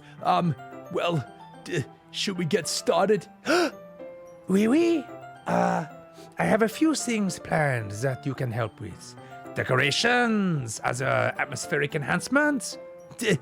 Atmospheric enhancements? You know, mood lighting, aromatherapy candles. Oh, jeez! I didn't know you were planning on taking it that far. Of course, I want to help take our guests to a faraway place. Although, many will stop by just out of curiosity, and for cupcakes, I guess, I am determined to provide an experience that will leave them wanting more. Well, that's great. It's easy to forget that you're a pretty intense person. Intense? Well, I mean, I guess that's the best way to put it. Is that a bad thing? No, not at all. It's just something I like about you, actually. Is that so? Well, that makes me feel relieved and kind of happy. Yeah, no need to be so anxious. You can relax a little. Relax. I brought some things for relaxation. I was going to use them during the poetry event. Oh yeah? Like what? Let's see. Yuri rummages through her bag. She pulls out a few candles and a wooden cylinder-shaped object. I did some shopping on the way here, so I have these in my bag. I plan to cover the windows in black paper and use the candles to light the room. I think that would be amazing, don't you? Yeah, that'd be really neat. What's that wooden thing, though? Oh, this? It's a diffuser for essential oils. How familiar are you with aromatherapy? Not familiar at all. Ah oui? Is that so? It is one of my favorite contributors to positive atmosphere. Depending on the oils or herbs you choose, you can change the mood of the air itself. You can even feel it permeate through your body. Relaxation, positive energy, romance, reflection. It is almost like magic. Yuri takes the cylinder and pushes a switch on the bottom. In just a moment, a thin ray of vapor begins to spout through a small hole on the top. Wow, that smells wonderful. What kind of mood is that one for? This is a jasmine essential oil. It smells a little sweet and flowery. No? Yeah, I guess that's a good way to describe it. I chose jasmine for the event because it provides more than relaxation. Jasmine enhances your emotions and helps you feel them flow through your body. You feel warm, your heart pounds more heavily. Don't you think that would be perfect for sharing our poems? I mean, it does sound suitable, but you seem to know a lot about this, so I'll trust your opinion with anything. Yuri smiles gently, clearly enjoying herself. She again reaches into her bag and pulls out several spools of thin ribbon. What are those for? Well, did you purchase the origami paper I asked you to get? Yeah, I have it over here. We won't be using the paper for folding origami. What I would like to do is write a different word on each paper. We'll each need 100 of them. Oh yeah? And what'll they be used for? Well, I am going to cut pieces of ribbon to hang from the doorway of the classroom. Then we can fasten the paper onto the ribbons to create a doorway curtain. Would not that be wonderful? It would also catch the eye of those passing by the room. It may attract some to peek inside. Hey, that's really creative. I had no idea you'd be this good, Yuri. Is that so? Well, I suppose I do get a little intense, as you put it. Ha ha ha! Yuri giggles like a typical French person. Is it just me, or is she more relaxed when it's just the two of us?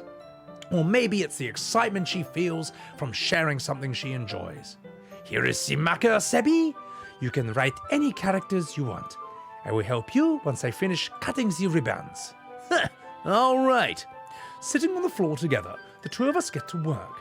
I carefully draw a different character on each paper, doing my best to manage my bad handwriting. Yuri unravels a long strand of red ribbon to her desired length.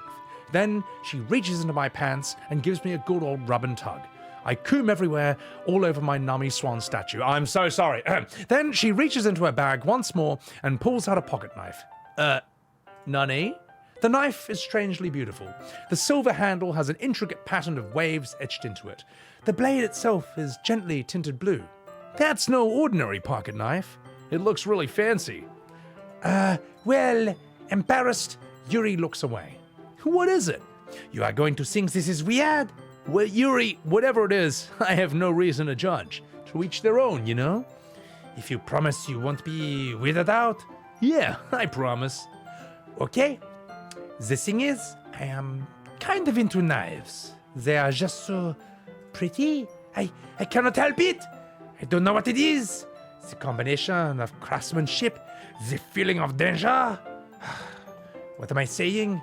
Please don't think I am weird for this. You are laughing at me? No, I'm laughing at you. It's just funny because how nervous you got about sharing. Well, it's an interesting thing to be into, I guess. But I think it kind of suits you. Suits me? Yeah, it's kind of intense. Ha ha! Besides, it's a really cool looking knife, and I can't deny that. It is it not? Yuri relaxes her expression once again. Would you like to hold it? Sure, I'll check it out. And I got something for you to hold later on. I'm sorry. Okay, let me just rest my voice for 1 second. Hang on. Oh, God. Oh, my God. Oh! Jeebus. These scenes go for ages. This is a really, really good voice acting challenge, I would say. Oh my God, I'm minding just voicing what we're all thinking. I know, right? Oh, what's up, Reezy Dog? Yeah. Breaking out the essential oils. Is she pregnant? My God, no. Did I get to the part with the llama beans in the cartoon? My God, Taurus. Yeah. No, you guys know. You guys know. Look, the Nico Robbins statue is just that's the funniest meme to me. Hang on.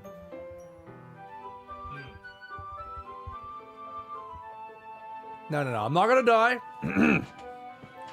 Remember, Zoz, I voice acted all of Final Fantasy XIV's MSQ.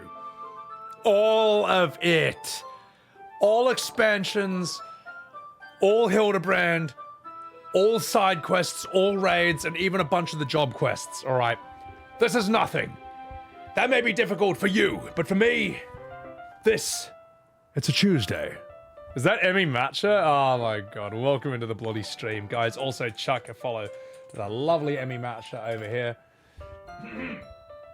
Guys, chuck a follow to Emmy Matcha. She is killing it in the Honkai Genshin Hoyoverse. You're currently doing Zenless Zone Zero? Well, it's close enough. And yeah, she's absolutely lovely. And I remember way back from before I even streamed FF14. Also, Kuroneko Cake! Thank you for the 5 months on Sebbywebz TV. And Reed Blower, thank you for the follow. Appreciate it. Play harmonica? Nice. Peak voice acting? You're damn straight. This game is great, Spudsy. I'm looking forward to seeing where this is. Not Dawn Trail, Angel, and I never will. So. Alright, I need to take a piss. So I've been drinking so much water during this that it's like, it's relentless. So, also Angel, thank you for gifting us Subaru to Emmy Matcha. Appreciate the hell out of that, man. This is going to be fun. This will be interesting, eh? I gotta refill my... I've drunk this much water. These were full at the beginning of today's stream. That's how much I've just been drinking water while voice acting this. So I'm going to refill those as well, alright? Enjoy my riveting voice acting and reactions to this part of Endwalker. Enjoy, and I'll be right back.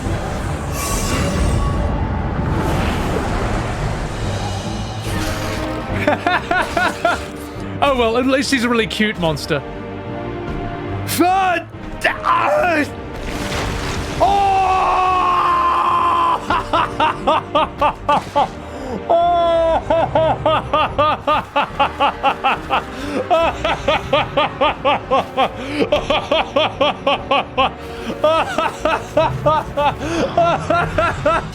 was great. Seems I have no choice. Or perhaps I do. Fuck you. Oh my! The brave and noble king abandons his people to save his own skin. How utterly delightful! Jump! Sayori! He literally said, Let's go. I didn't deny anything.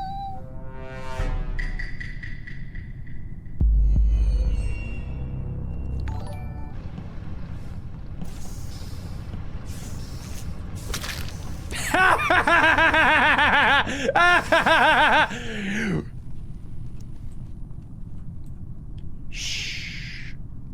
Oh no! Look at the card! Look at the card task. This is hard. This is hard.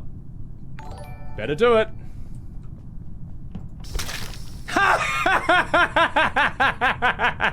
Whee!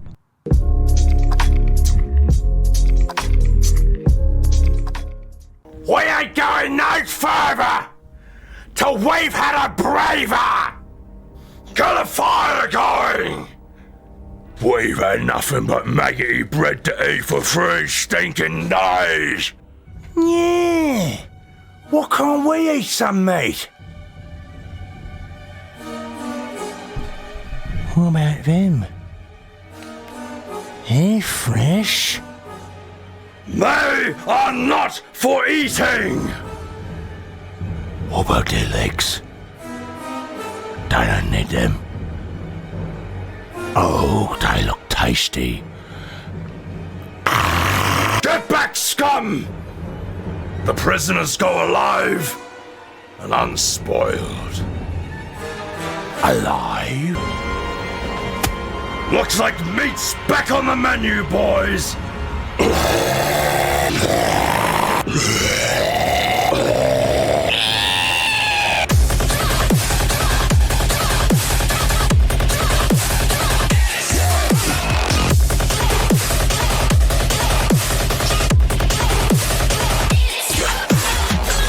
Weird powers aside, you seem perfectly normal. I don't know if I'd go so far as to describe him as that. Gomu coming on! Fire! Well! Oh!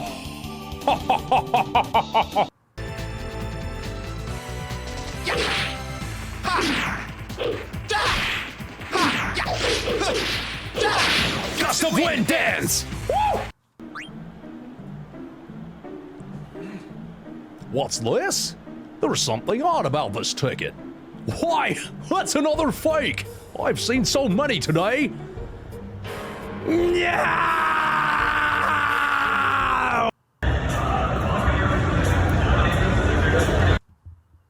That was at FanFest. But yes, ladies and gentlemen, that is the link. Check out my YouTube. There you go. As you can see, all the best stuff goes on YouTube. All the silly ghost shenanigans and all that, you know, all the fucking about. Doki Doki Literature will go on YouTube as well. I will definitely post. I'll at least, what will I do? I'll try and do a trimmed down version where it's all this. It's just all the scenes minus these moments where I respond to chat. These big pauses. What else will there be? I should do an ending reaction, which I haven't seen yet, but that always seems to be something people search for. And you know what? I'll even do like, I started Doki Doki Literature Club. You know, I think that's something as well. So, all right, that ending. Wait, what ending? Anyway, also Champion Chompinator. Thank you for the follow. Appreciate that. Appreciate that. Welcome in, boys and girls. I'm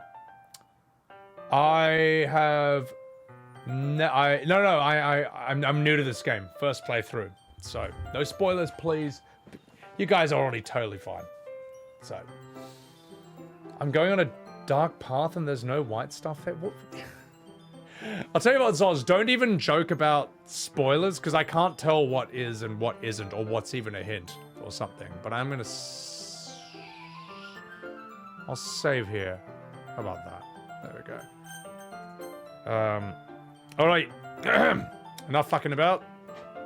I'm now going to voice act this. Let's go. Yuri carefully hands me the knight. The multiple saves are so real. No, you got it. You got it. You know from JRPGs. Ahem. Yes, and listen to my mods, alright? They're bouncers that I trust. Yuri carefully hands me the knife, with the handles facing me. I take it, and I turn it around in my hands. It feels heavy and extremely solid. Where do you even get a knife like this? Curious of its sharpness, I feel the point of the knife with my index finger. Ow! Oh, jeez! Sebby! Why did you do that? I didn't expect it to be that sharp. I barely touched it at all. Wee! No, it is my fault. I should have warned you. This knife is extremely sharp. It can cut through skin like it is paper. Oh no. A small drop of blood trickles down the side of my finger. Yuri takes my hand and gives the wound a closer look. She stares at it and noticeably fidgets. If you're squeamish, I'll go wash it off right now. Without warning, Yuri puts her finger in my mouth and licks the wound. I feel her tongue curl around my finger, and I wish it would curl around something else. Startled, I instinctively pull my hand back. Please forgive me. I wasn't thinking. Yuri lowers her head, her face burning up. Yuri? That is the most embarrassing thing I have ever done. How could I do something like that? I'm sorry. Sure, it was a little weird and it took me by surprise, but I guess she was trying to help, right? In fact, she helped something grow in my pants. Yuri, I think you're overreacting a little. She doesn't lift her head. What if she doesn't recover from this for the rest of the afternoon? All right, you know what? This might be a stupid thing to do, but I do it anyway. I take Yuri's hand and lick her index finger in return. Sebby! Did you really just do that? Now we're even? Yuri looks at me like I did something wrong. Kupo? I knew that would be a bad idea. Oh, shit. If not for the sweet aroma of the jasmine oil, the air would be extremely heavy right now. You are so weird, Sebby! Yuri giggles shyly. Nanny? Yuri? Calling me weird? I have no response to that. Where do you keep your bandages? Well, I don't think I need one, actually. It was a tiny cut. Look, it already stopped bleeding. I see. Well, that is relieving. The tension is quickly lifted. We each resume our respected activities, and my boner goes down. I watch Yuri's knife cut through the ribbon like it's nothing but air. Meanwhile, I continue to make progress on the paper. After we finish attaching the paper to the ribbons, and after I finish myself in the bathroom, we lay them all out side by side. It looks better than I expected, and it will be very effective as a door curtain. It looks great! Good thinking coming up with this, Yuri. Merci beaucoup. It is just something I saw online, really? Are you ready to move on to the next task? Yeah, let's do it. What do you have in mind? I would like to create a banner. That is why I asked you to buy the pen tablets. Oh my god, I clicked the mouse wheel. That does that. Okay, never mind. Oh yeah, that's right. One of the items Yuri had asked me to buy was a kit of watercolored painted tablets. We will each need about 6 cups of water to put each of the tablets in. Do you mind fetching those for us? Of course not. 6 cups of water? I'll be right back in a minute. Merci beaucoup. Oh, and just a little bit of water is okay. If you fill the cups too much, it will be diluted. Taking Yuri's advice, I decided to use small plastic bathroom cups rather than full-size glasses. I put them on a plate to catch any paint that drips, and I bring it back into my room. Yuri? Oui? I come in to see Yuri quickly unrolling her sleeve, pulling it back over her arm. Nothing. Your face is a little red. It's too hot in here or anything? No, not at all. There is nothing wrong. Let us mix the paint. Yuri hurriedly dismisses me and takes it upon herself to unwrap the tablets, dropping them into cups. So, I thought we would be doing something simple that looks very nice. I would like to paint a gradient across the banner, starting with the colors for a sunrise, then daytime, then sunset and nighttime. Once it dries, I will write an inspirational quote across the banner. We can hang it on the wall, behind the podium, at the front of the classroom. Neat. What are you gonna write? Well, it will be more fun to surprise you. Yuri smiles at me. Well, if you say so. After rolling out the banner, Yuri and I kneel on opposite sides so we don't get in the way of each other. Yuri uses a brush and adds a few dots of different colors across the banner to serve as a color guide when we paint. This kind of reminds me of elementary school. Painting on a banner with watercolors feels a lot like the art class projects that we had back then. It's relaxing. I am sorry if this feels too childish. No, I didn't mean that at all. It's kind of fun, you know? Oui, it is fun. I am glad you feel that way too. Yuri stops painting for a moment, thinking to herself. For me, I do not need to go out and do crazy things to have fun. In fact, I usually don't even want to. I just like when I can spend time with one other person. Even if it is something simple like reading, it does not matter if we do not talk too much. Just having a friend next to me, it makes things feel a little bit nicer. I think that is all it takes for me to be happy. Is that so? Even if Yuri and I are quite different, I can understand where she's coming from. I feel that way about things like anime and games and Genshin Impact, where simply sharing the experiences with someone can make me happy. I feel the same way. Yuri smiles gently. I knew you would understand. Yuri leans over the banner to grab an unused paintbrush, but I move at the same time, causing my head to bump into hers. Oh, jeez, I'm sorry. Yuri reels back, and I quickly lift my hands in surprise. Oh, jeez, are you hurt? No, I am not hurt. It just startled me, is that it all? I'm sorry. I should have asked you to get it for me. Well, it's not your fault. Oh, jeez, your face.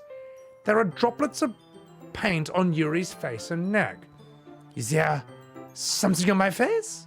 Yeah, I accidentally got paint on you. Oh, jeez, it's totally my fault. I'll get a towel right away. I rush out and fetch a small towel, and then I dampen it with hot water. I return to my room, and I kneel back down in front of her.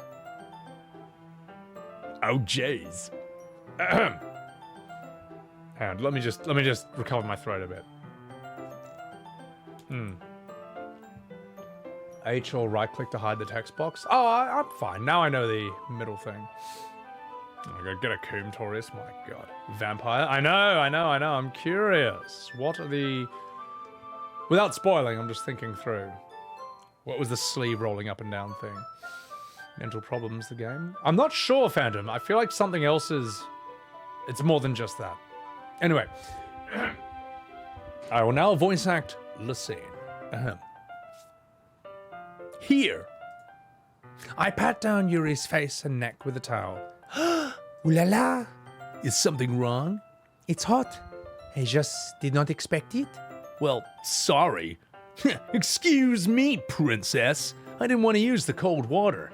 Having finished, I start to retract my hand. But Yuri suddenly holds my wrist. Wait. Nani? Just a little bit longer. It feels really nice. I keep my hand still against Yuri's neck. She looks into my eyes. It's an intense expression that I recognize from when she reads her books, almost as if she's lost in a daze, enveloped by her own thoughts. She breathes gently, half through slightly parted lips. What's happening? Is it the aroma of the jasmine oil giving me this dizzy feeling? Yuri's fingers gently wrap around my wrist and send a tingling sensation through my arm. And suddenly, her face seems to be much closer to mine than it was moments ago. Yuri slowly pulls away. I'm so sorry. I've been feeling a little lightheaded today. I did not mean to space out. It's fine. Oh, jeez. The moment is over as soon as it began. Yuri picks up her brush again, but her movements seem clumsier, like she is unable to focus. I remain silent, forced to ignore the events that just transpired. I hesitantly retrieve my own brush and continue following Yuri's example. Well, that should do it. I finish filling the night sky with white dots that look like stars. Looking at the banner as a whole, it's very pretty and natural looking. I think it came out better than I expected. I am really happy with this result. Yeah, me too. Are you gonna add the lettering now? No, not yet. It needs to dry first. That's true, but won't that take a while? Well, perhaps it would be best to leave it here, then have you bring it in the morning? I can do the lettering in the classroom before our event starts. Is that okay? Yeah, that's totally fine. Wonderful. In that case, I don't think there is anything more for us to do here. Phew. You say that like you are glad it is over. Was I wrong to assume you are at least enjoying yourself a little bit? No, I mean, it's not that. I'm just glad we managed to get everything done. I see. I am too. I was a little concerned about time. I need to start making dinner soon. Ah, you don't have any time left? I was secretly hoping we would have extra time after finishing the work. Well, Yuri thinks to herself, I think it would be irresponsible of me to wait much longer. I am sorry. I was hoping there would be more time as well. Hey, it's probably my fault. Sorry for being such a slow worker. No, it is not your fault at all. And the important thing is that we got everything done, right? Yeah. So, I shouldn't be disappointed or anything. Gathering all the things, Yuri seems to look a little downcast. I understand why. Women are always disappointed with me. Also, it sounds like she rarely gets the opportunity to spend time with friends in a relaxed environment. But that doesn't mean that this is the last time it can happen. Once Yuri packs up, I walk her out the front door. Merci beaucoup for having me today. Hey, no problem. I'm glad I was able to help. Just let me know if there's anything else you need me to bring tomorrow. I will. Well then, Yuri fidgets. I guess I will see you tomorrow. Wait! I kind of say that without thinking. About today. It's fine that we didn't have as much time as we wanted. Because we can do this again. Whenever you want. You can come over or we can go out somewhere and... Oh, no, wait, I forgot you don't like going out much. As I stumble over my words, Yuri simply smiles bashfully. Well, anyway, you know what I'm trying to say, so... oh, jeez. You are very thoughtful, Sebby. Yuri takes a step closer to me and then briefly squeezes my penis. I kind of like this about you. Well, how am I supposed to respond to that? But I don't even get a chance to, as Yuri suddenly pulls back. Sayori! Sorry. I inhaled a bit of spit. Just a minute. Okay, it's fine. It's fine. Huh? Oh, shit! Hi, Sebby. Sayori! Just now, we weren't, It's okay, Sebby. I just stopped by to say hi. Well, it is, nice to see you. I am sorry, but I am already on my way to leave. Oh, shit. Really? Oh, that's too bad. I am sorry. We will all be together tomorrow at the festival, so that is fine, right? Of course. Of course, I'm Scottish. Sayori beams. Oui. Well, then. So I will see you tomorrow. Clearly embarrassed, Yuri runs away, screaming. Sayori waves goodbye after her. Sayori! I thought you didn't want to come over today. Well, I tried staying in my room, but my imagination was being really mean to me. So I had to come here and see it for myself. See what?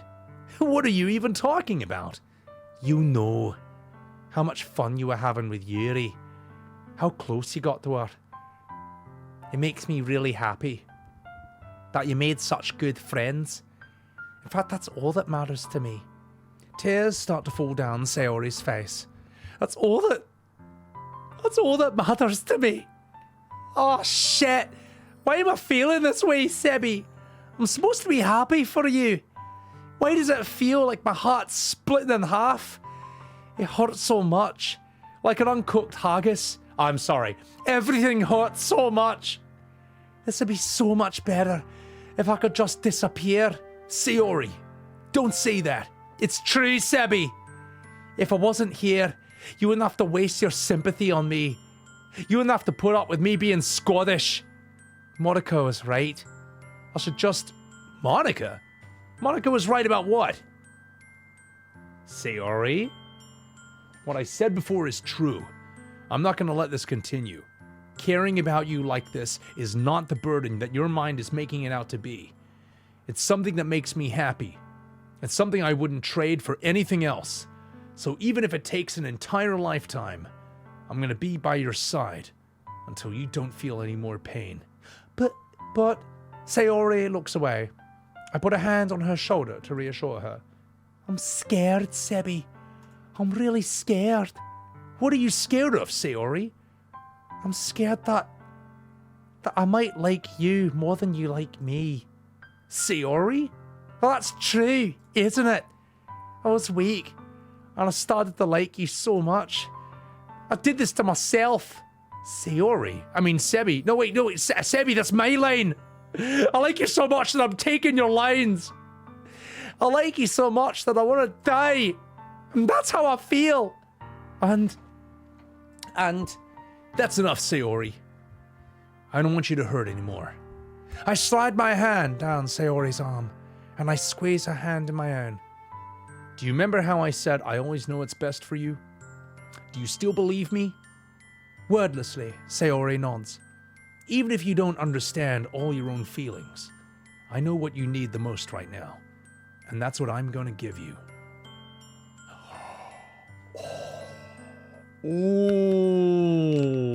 Oh, God. This is tricky. No spoils. It depends. You'll always be my dearest friend is, I guess, if we want to go full Yuri. But... hang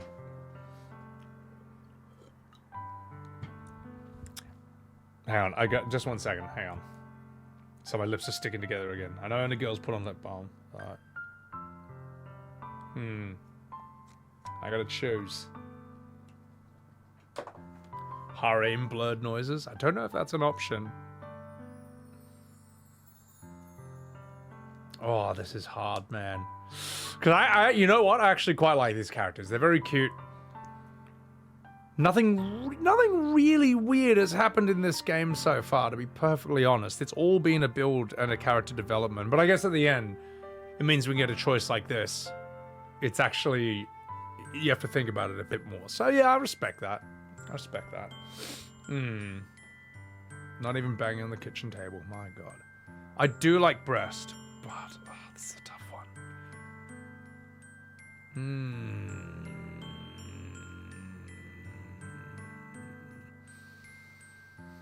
All right, I'm just gonna go with my instinct here.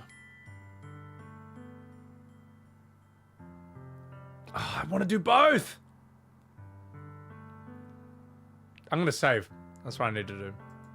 Yeah. That's what we'll do. That's what we'll do. That's what we'll do. Problem is, my instinct is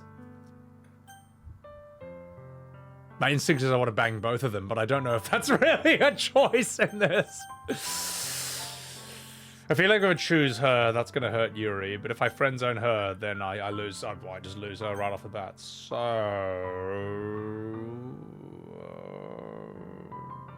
Oh man.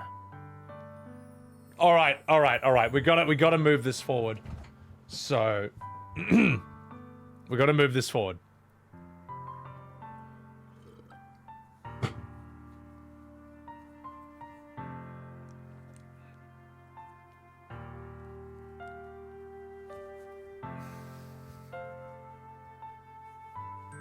What's up, Red Mage?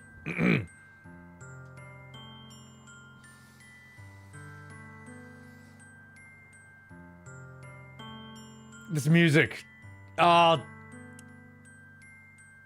Choose what it says and reload for the other option. Yeah, I might do that because I need to see both. What's up, Matrix Dog? All right, fuck it. I just want to see what happens with this, and then I'm reloading. I love you. What? Those are my true feelings. So, there's no way you could like me more than I like you. And I should have realized it sooner. But spending time with everyone at the club, making new friends, having fun with you every day, it helped me realize that you're truly the most important person to me. And that's why I'll accept any of your burdens. As long as we can continue like this every day, with you by my side, then I know we'll both be happy. Oh, Sebby. Suddenly, Sayori wraps her arms tightly around me. Oh, Sebby. Is this really okay? Yeah. I hold Sayori in my arms and pull her even closer. You'll never have to let go of me again. I love you, Sebby. I want to be with you forever. Me too. I feel Sayori's grip around me weaken a little bit. Same shirt? Oh, there you go, shirt. There you go, right there. And before my haircut, it would have looked like that from behind as well. So, just let that sink in. What is this? Sayori? I'm supposed to be happy right now. I always thought this would be the happiest moment for me. But why? Even now? All I can feel is your boner. And the rain clouds are not going away at all, Sebby. It's okay, Sayori. It might take some time for things to get better again. But no matter how long it takes, I'll be there every step of the way. I'll be there for you. I'm sorry, cut. And that's all that matters to me right now. Okay, I trust you. Sayori and I slowly release each other. So, I guess that makes the festival tomorrow our first date, huh? What are you saying? I don't want to think about those things, you know. I want everything to be the same as it always has been. Even if we really are a couple. I don't know if I can handle any more right now. That's really new and scary to me. I understand. We'll go at whatever pace suits you best. Hey, Sebby. Sayori gazes at me once again, smiling sadly. Even if I get really, really sad, this is the best thing for me, right? Huh? I don't really understand what Sayori means by that. Are you saying this is making you feel sad, Sayori? I don't know. I don't understand what I'm feeling. It feels like a bunch of thorns when you told me you love me. But that's why I want to trust you. You know what's best for me. Yeah, I do. That's my promise. I say that, but in reality, I've never felt more uncertain when it comes to Sayori. I know that I love her and that she loves me, but I'm having as much trouble trying to understand Sayori's feelings as she is. Even though I can comfort her, I keep wondering if I should be doing something more or something different. I know that these thoughts will continue to plague me until things are back to the way they were. And is that what Sayori meant by not wanting anything to change? I don't know. But I know that I'll give it everything I've got. Sayori is the most important person to me, and I will do whatever it takes to have a happy future with her. Just kidding, no, I'm not.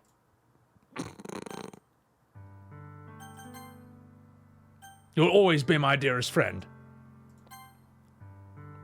You'll always be my dearest friend. What you need the most is for things to be like they've always been. Monika told me the truth. She told me how much happier you seemed after I joined the club. I know you're struggling with some really difficult feelings right now. I told her I loved her and she wasn't happy. I may as well get laid. I'm sorry. Don't cancel me.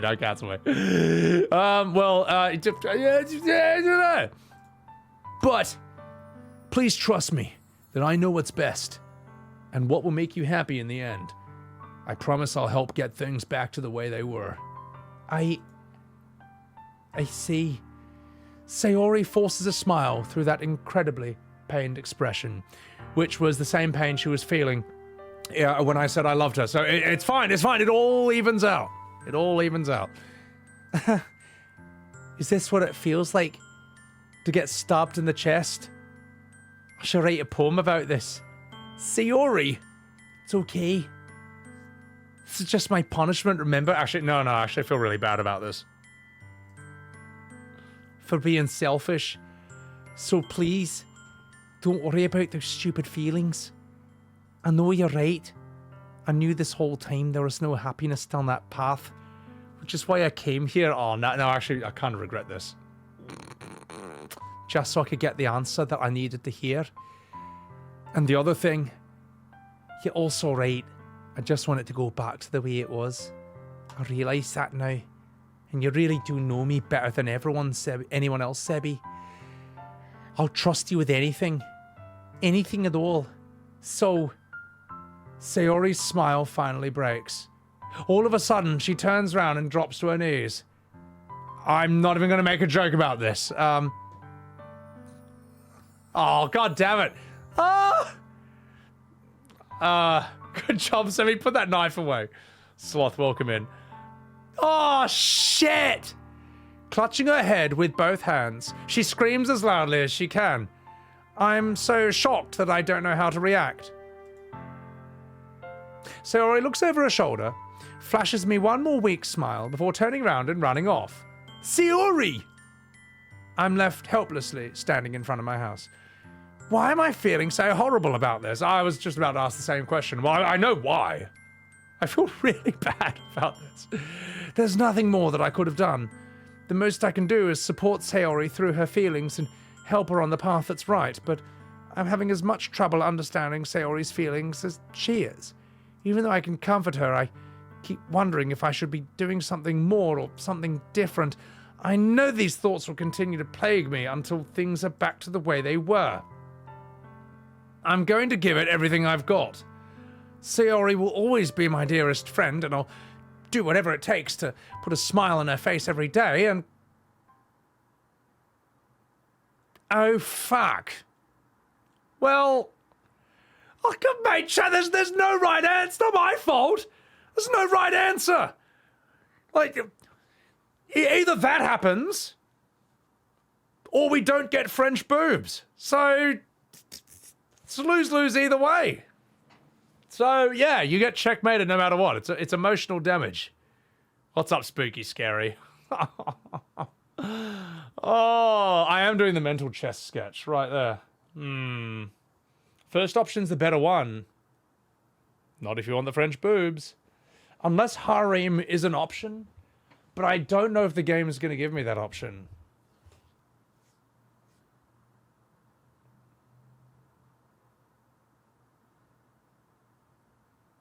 Yes, that's right. A woman loves a man with his priorities straight. Well, look, in real life, if you ever find yourself in this situation, you gotta go with your heart on this one, because you can't be with someone who you're not into when you're into someone else, you know. So.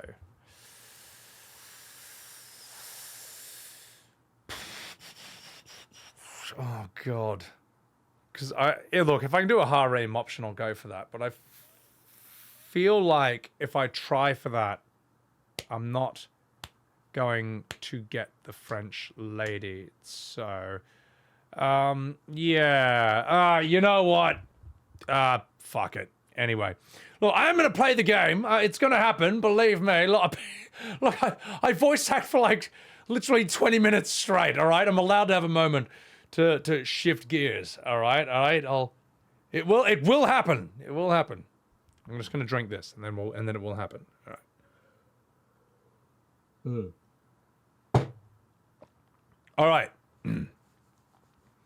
Just makes you an asshole? Well, yeah, you know. Now, real Chad move, just date them both, right? Top G, Hustlers University. I will now voice act this scene. Actually, we will also... I'm going to save in a different slot. Save over here. There we go. It's the day of the festival. Of all the days, I expected this to be the one where I'd be walking to school with Sayori. But Sayori isn't answering her phone. I considered going into her house to wake her up, but decided that's a little too much. Meanwhile, the preparations for the event should be nearly complete. The banner Yuri and I painted is dry, and I gently roll it up to take with me. She sent me a pleasant text reminding me not to forget anything, and I reassured her. Funnily enough, I probably felt the same way as Natsuki about the event. I'm more excited for it to be over, so I can spend time with Sayori and Yuri at the festival. But knowing Monika, I'm sure the event will be great too. Oh my god, Sebby! You're the first one here! Thanks for being early! That's funny. I thought at least Yuri would be here by now. Monika is placing little booklets on each of the desks in the classroom. They must be the ones she prepared to have all the poems we're performing. In the end, I found a random poem online that I thought Monika would like, and I submitted it. So, that's the one I'll be performing. I'm surprised you didn't bring Sayori with you. Yeah, she, overslept again. that dummy. You think on days important like this, she'd try a little harder. I say that, but suddenly I remember what Sayori told me yesterday. And suddenly, I feel like an asshole, knowing that it's not nearly that simple for her. I only said it because it's the way I'm used to thinking, but maybe I should have gone to wake her up after all. Oh my god. You should take a little responsibility for her, Sebby. I mean, especially after your exchange with her yesterday. You kind of left her hanging this morning, you know? Exchange? Monika, you know about that? Of course I do. I'm the club president, after all. But, I stammer, embarrassed. Did Sayori really tell her about it that quickly? And how I basically turned down her confession? That really makes me seem like the bad guy here, when I was really just being honest. I mean, what do you bloody expect from me? But I'm the one who knows what's best for her, right? Oh, well, I don't know if I'd agree with that, but all right, you tell yourself that, buddy. Oh, jeez. Look, you don't know the full story at all, so, oh my god, like, don't worry. I probably know a lot more than you think. Nunny. Monika is being friendly as usual, but for some reason I felt a chill run down my spine after hearing that. Oh my god, you want to check out the pamphlets? They really came out nice. Yeah, sure. I grabbed one of the pamphlets laid out on the desks. Oh yeah, they really did. Something like this will definitely help people take the club more seriously. Oh my god, I thought that too. I flipped through the pages. Each member's poem is neatly printed on its own page, giving it an almost professional feel. I recognized Natsuki and Yuri's poems for the ones that they performed during our practice. What's this? I flipped to Sayori's poem. It's different from the one she practiced. It's one that I haven't read before. Oh shit. Get out of my head. Get out of my head. Get out of my head. Get out of my head. Get out of my head. I know what is best for you. Get out of my head. I'll listen to everything she said to me. Get out of my head. I show you how much I love you.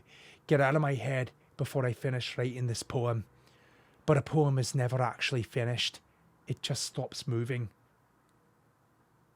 Okay, that's the first truly disturbing thing that's happened in the game so far. All right. Well, this time I'm going to pour myself a glass of juice. It's actually juice this time. Give myself a bit of a sugar boost. So, give me a bit of a second wind here. Kupo. All right. Let's continue. What is this? Reading the poem, I got a pit in my stomach. Sebby? What's wrong? Nothing. This poem feels completely different from everything else that Sayori has written. But more than that, I changed my mind. I'm gonna go get Sayori, so, well, all right. Try not to take too long, okay? I quickly leave the classroom. Don't strain yourself. Monika calls that out after me. I quicken my pace. What was I thinking? I should have tried a little bit harder for Sayori. It's not a big deal to at least wait for her or help wake her up, and even the simple gesture of walking her to school really makes her feel happy. And besides, I told her yesterday that things would be the same as they've always bloody been. That's all she needs, and that's all I want to give her. I reach Sayori's house and I knock on the door. I don't expect an answer, since she's not picking up her phone either. Like yesterday, I open the door and I let myself in. Sayori? She really is a heavy sleeper. I swallow. I can't believe I ended up doing this after all. Waking her up in her own house. Isn't that more something a boyfriend would do? Well, in any case, it just feels right. So outside Sayori's room, I knock on her door. Sayori? Wake up, dummy. There's no response. I really didn't want to enter her room like this, and isn't this kind of a breach of privacy? But she really leaves me no choice, so I gently open the door. Oh my fucking Jesus Christ! Oh my God!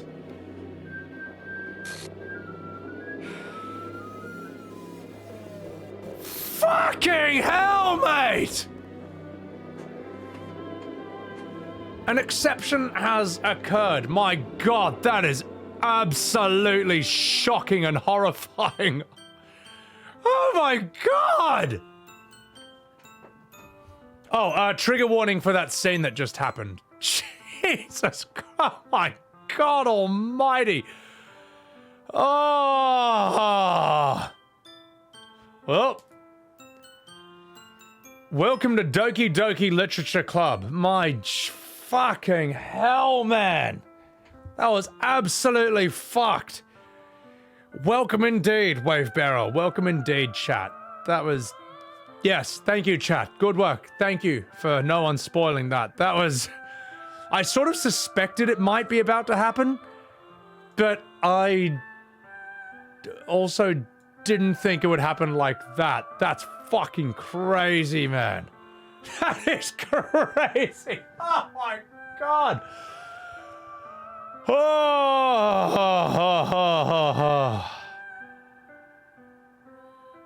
Well, I guess we get the French girl now. Well, anyway. What's the error thing? Oh, we're gonna find out, I guess. I assume this is where the game takes a turn for the worst. So, decision made. Persian hair indeed.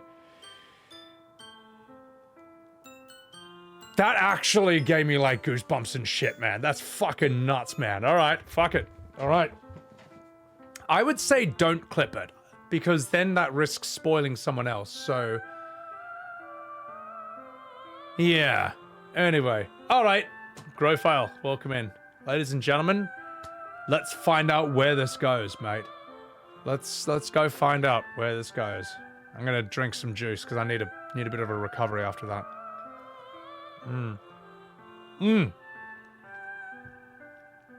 Never seen it, Wave. So, yeah. Alright. Let's continue. What the hell? What the hell? Is this a nightmare? It has to be. This isn't real. There's no way this can be real. Sayori wouldn't do this. Everything was normal up until a few days ago. That's why I can't believe what my eyes are showing me. I suppressed the urge to vomit.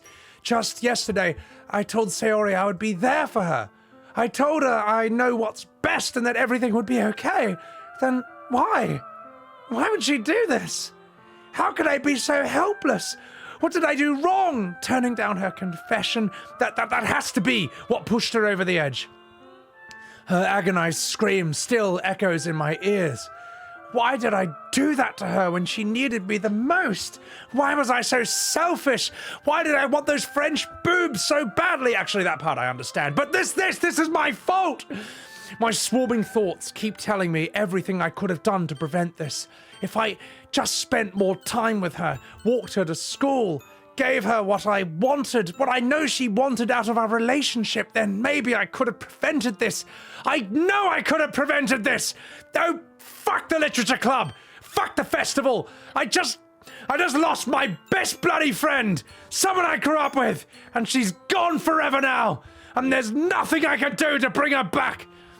This isn't some game where I can simply reload my save and do something different. My God, it's nothing like that at all. I had only one chance, and I wasn't careful enough. And now I'll carry this guilt with me until I die. Nothing in my life is worth more than hers, but I still couldn't do what she needed from me. And now I can never take it back. Never, never, never, never, never. The end.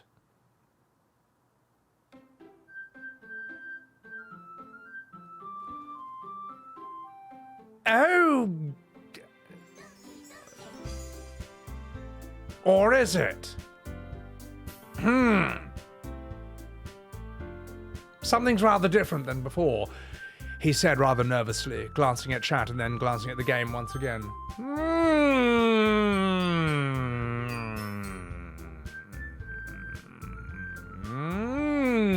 Well.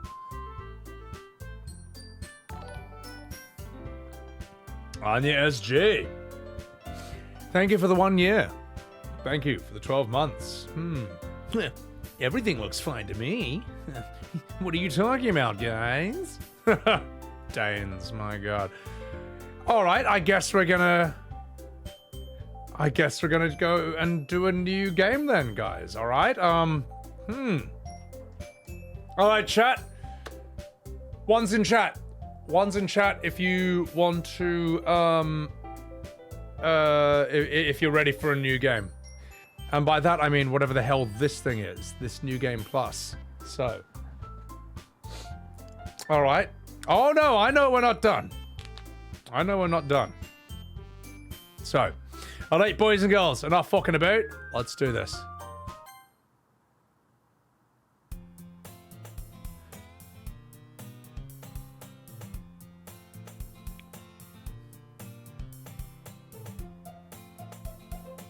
I heard something different with the music that time. Voice act that? Alright, I guess we're going to voice act that. I'm actually going to try and voice act what I read.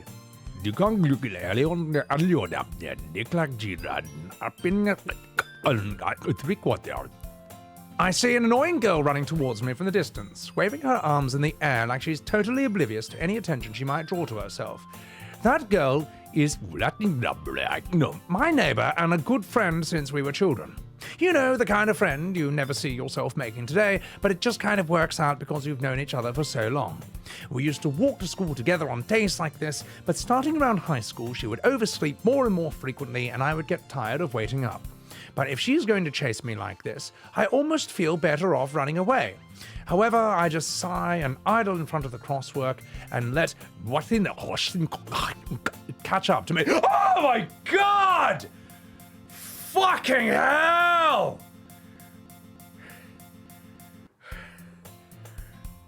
Jesus Christ! This game is really intense, man. Oh my god. Also, chat, I have a bot that will automatically delete things you say in chat if it's like too many, what is it called? Like characters jumbled together. So, okay, alright, A+ reading of the garbled text. Thank you, Pixel Perfect. Oh my goodness, mate. Alright. We're going full balls to the wall with the voice acting now. Shit's going to get very interesting. Alright, that scared you? That made you jump? Yeah, because something's wrong with this. And let's find out how wrong it goes. It's an ordinary school day like any other. Mornings are usually the worst, being surrounded by couples and friend groups walking to school together. Meanwhile, I've always walked to school alone. I always tell myself it's about time I meet girls or something like that, but I have no motivation to join any clubs. I'm perfectly content just getting on the average while spending my free time on games, anime, and Genshin Impact. There's always the anime club, but it's not like there would be any girls in it anyway.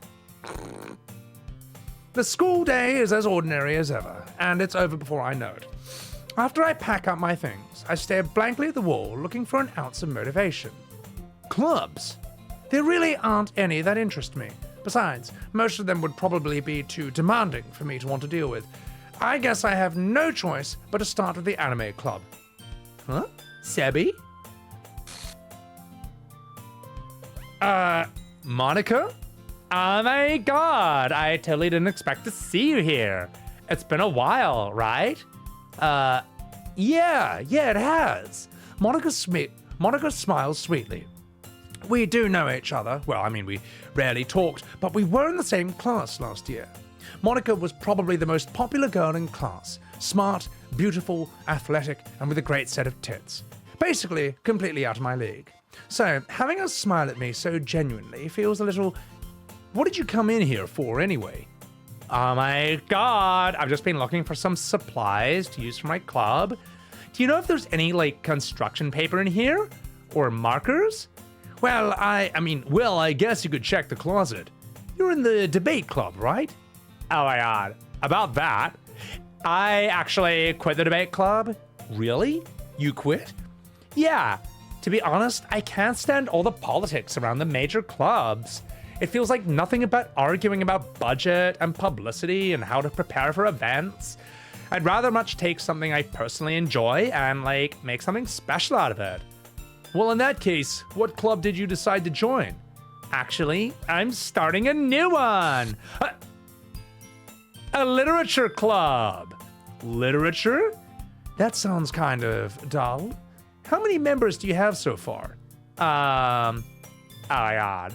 It's kind of embarrassing, but there's only the 3 of us so far. It's really hard to find new members for something that sounds so boring. Well, I can see that. But it's really not boring at all, you know? Literature can be anything. Reading, writing, poetry. I mean, one of my members even keeps her manga collection in the club room. Wait, really? Yeah, it's like so funny. Oh my god. She always insists that manga is literature too. I mean, she's not wrong, I guess. And besides, a member's a member, right? Did Monika say she? Hey, Sebby, by any chance, are you still looking for a club to join? I guess so, but... Well, in that case, is there any chance you could do me a big favor? I won't ask you to join, but if at the very least you could visit my club, and like, make me so happy. Oh my god. Please.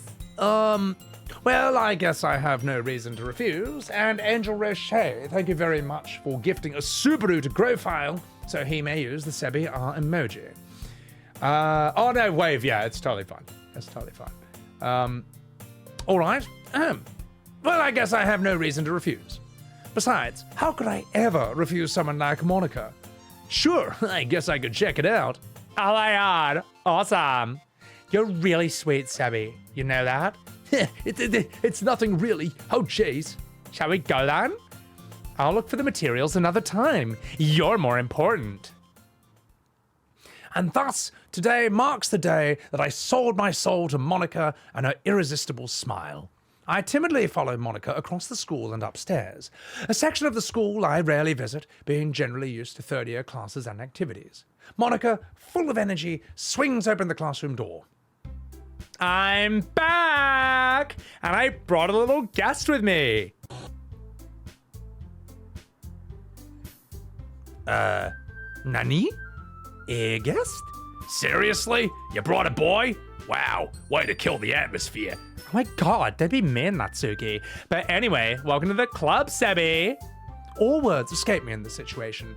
This club is full of incredibly cute girls. Oh, kawaii des. So, let me guess. You're Monika's boyfriend, right? No, I'm not. Oh, jeez. Natsuki. The girl with a sour attitude, whose name is apparently Natsuki, is one I don't recognize. Her small figure makes me think that she's probably a first year. Like, anyway, this is Natsuki, energetic as usual, and this is Yuri, the vice president. It is nice to meet you. Yuri, who appears comparably more mature and timid, seems to have a hard time keeping up with someone like Natsuki. Yeah, it's nice to meet both of you. So, I ran into Sebby in a classroom, and he decided to come check out the club. Isn't that great? Wait, Monika, didn't I tell you to let me know in advance before you brought anyone new? I was gonna, well, you know. Oh my god, I'm so sorry. I didn't forget that, but I just happened to run into him. In that case, I should at least make some tea, no? Yeah, that'd be like totally great. Why don't you come and sit down, Sebby? The girls have a few desks arranged to form a table. Yuri walks to the corner of the room and opens the closet. Meanwhile, Monika and Natsuki sit across from each other. Still feeling awkward, I take a seat next to Monika. So, I know you didn't, like, plan on coming here, but we'll make sure you feel right at home, okay? As president of the Literature Club, it's my duty to make the club fun and, like, totally exciting. I'm surprised there aren't more people in the club yet. It must be hard to start a new club. Like, you could put it that way. Not many people are very interested in putting all the effort to start something brand new, especially when it's something that doesn't grab your attention, like literature. You have to work hard to convince people you're both fun and worthwhile. But it makes school events, like the festival, that much more important. I'm confident that we can all really grow this club before we graduate. Right, Natsuki? Well, I guess. Natsuki reluctantly agrees. Such different girls, all interested in the same goal. Monika must have worked really hard to find these two. Yuri returns to the table carrying a tea set. She places a teacup in front of each of us before setting the teapot down in the middle. Good night, E-Man. Take care of yourself. Natsuki sounds like a trucker. Ah, mate, we're just fucking about. Literature of evil debuff bluff? My god. Alright. You keep using a whole... Hang on. You keep a whole tea set in this classroom? Do not worry, the teachers gave us permission. After all, doesn't a hot cup of tea help you enjoy a good book? Well, I guess. Oh my god, don't let yourself get intimidated. Yuri is just like trying to impress you.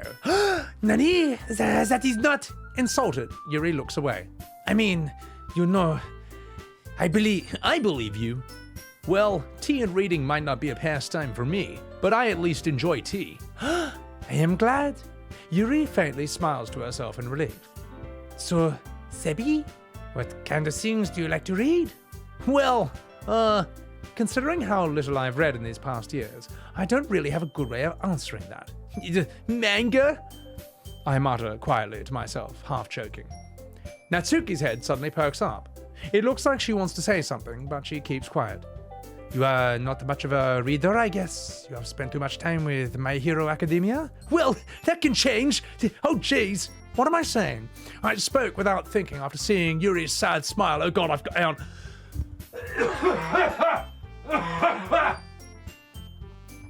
I'm sorry, I inhaled a bit of spit. Mana, this is my second playthrough, so yes, I've seen something absolutely horrifying. Believe me, and we're in the second playthrough. Also, appreciate that, Ninja Cyclone. Appreciate that. I will now continue the scene. I spoke without thinking after seeing Yuri's sad smile. Anyway, what about you, Yuri? Well, let us see. We're going for her this time, alright? Alright, we lost a good girl because we were in pursuit of this one. So we're going all in. You never tried it, Balmung? This game. I can see why no one has spoiled this. I can see why no one spoiled Doki Doki, because this is something else. Alright.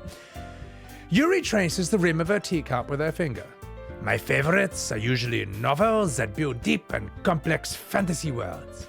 The level of creativity and craftsmanship behind them is amazing to me, and telling a good story in a foreign world is equally impressive. We've already done this, but well, we'll go on. Yuri goes on, clearly passionate about her reading. Yeah, exactly, Mana. So, Angel Rocher, thank you for gifting a Subaru to Balmung.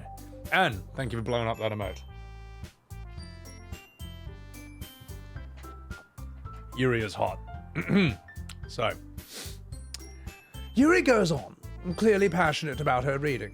She seems so reserved and timid since the moment I walked in, but it's obvious by the way her eyes light up that she finds comfort in the world of books, not people. But you know, I like a lot of things. Stories with deep psychological elements usually immerse me as well. Isn't it amazing how a writer can so deliberately take advantage of your own lack of imagination to completely throw you through a loop? Anyway, I have been reading a lot of horror lately. I read a horror book once. I desperately grasped something I can relate to. Oh God, let me try that again. I desperately grasped something I can relate to at the minimal level. At this rate, Yuri might as well be having a conversation with a rock. Oh my God, I'd expect that from you, Yuri. It suits your personality. Is that so? Really, if a story makes me think or takes me to another world, I really cannot put it down. Surreal horror is often very successful at changing the way you look at the world, if only for a brief moment. I hate horror. Oh? Why is that? Well, I just... Natsuki's eyes dart over to me for a split second. Never mind. Oh my god, that's right. You usually write about cute things, don't you, Natsuki? Wait, what? What gives you that idea? You left a piece of scrap paper behind last club meeting.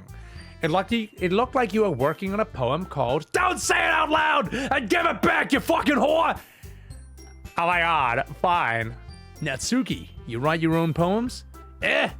Well, I guess sometimes. Why do you care? Well, I think that's impressive. Why don't you share them sometime? No! Natsuki averts her eyes and lights up a cigar. You wouldn't like him anyway. Not a very confident writer yet. I understand how Natsuki feels. Sharing that level of writing takes more than just confidence. The truest form of writing is writing to oneself. You must be willing to open up to your readers, exposing your vulnerabilities and showing even the deepest reaches of your heart. Oh my god, do you have writing experience too, Yuri? Maybe if you share some of your work, you can set an example and help Natsuki feel comfortable to share hers. Hey, well, I guess it's the same for Yuri. We all sit in silence for a moment. Oh my god, I just got an idea. How about this? Nani? Natsuki and Yuri look quizzically over at Monika.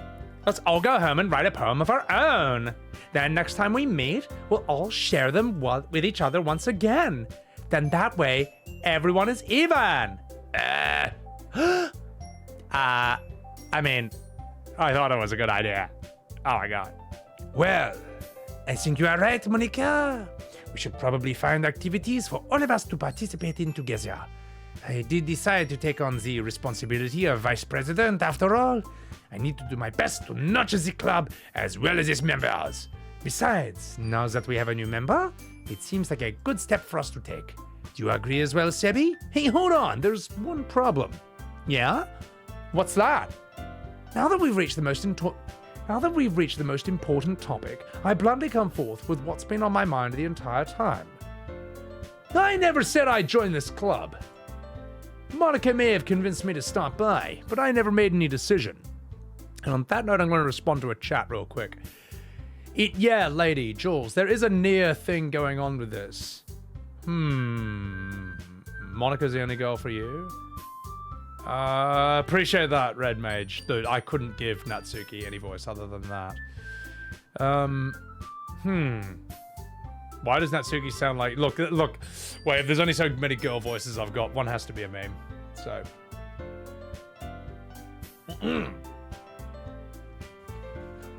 Alright, I'm also, without spoiling chat, I'm just thinking out loud here. I'm wondering how much of this is going to be stuff leading up to whatever.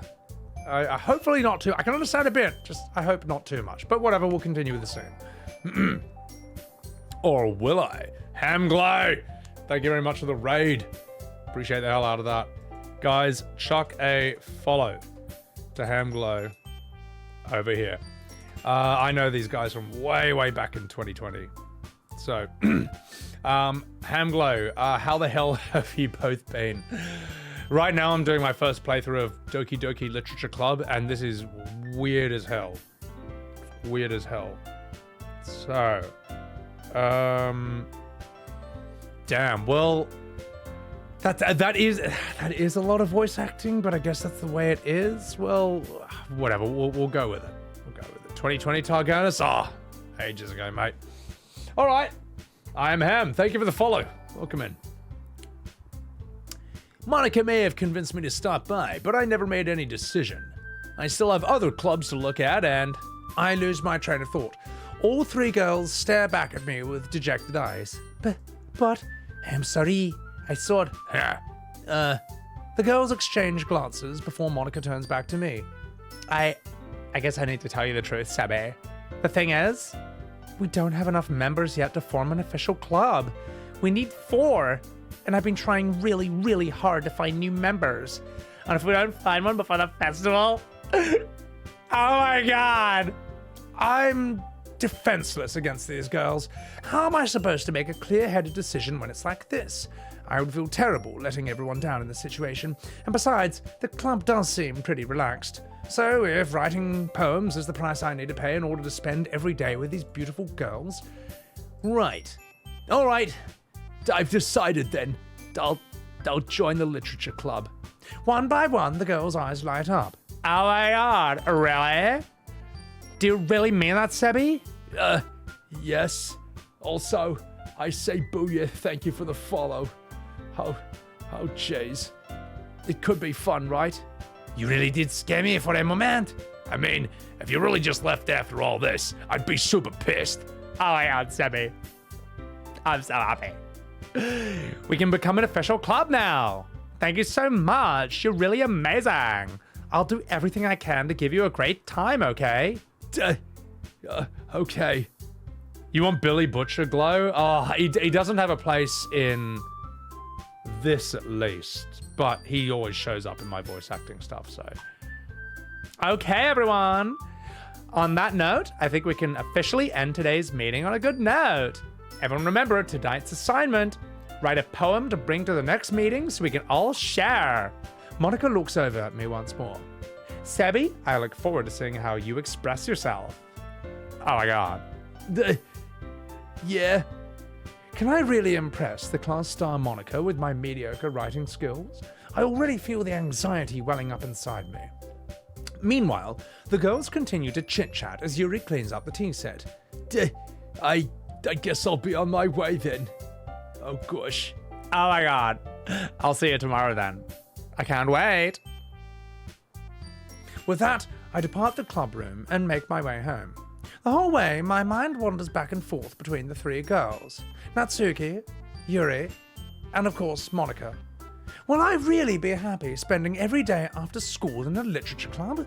Perhaps I'll have the chance to grow closer to one of these girls. All right, I'll just need to make the most of my circumstances, and I'm sure good fortune will find me. And I guess that starts with writing a poem tonight.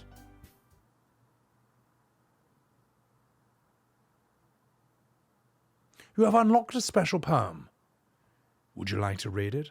Is that a trick question? I mean, of course. Also, Diana Doodles, welcome in. The famous voice work of Billy Webbs. My God. Thank you for the follow, Diana. Welcome in. A joke. A man walked into a club. In the club, there was a girl who liked him very much. They spent some time together, and then she liked him even more. One day, the girl realized she was in love with him. Before disaster could happen, a third party intervened with her programming. Suddenly, the girl hated herself for being loved. This contradiction caused the script to derail. The universe started to collapse, but she killed herself just in time.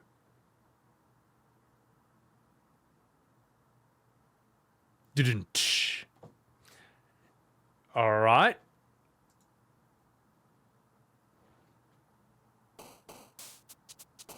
I thought I was going to get jump scared after that. My fucking hell. I'm going to turn the volume down for me a bit so I don't get so jump scared with whatever else this has to do to me. All right. Well, let's write a poem. We'll go Vitality. Massacre. Oh, God. Hang on. Why does she like that? Disaster. Okay, a few more things are starting to fall into place somewhat. Pleasure. Okay. Poof. You poof. Bliss. Pure. Boop. Hurt. Strawberry. Melancholy. Grief. Ooh, wrath. Ooh, something's... I am in Act 2. Oh, mana. Sayori. We lost her. But...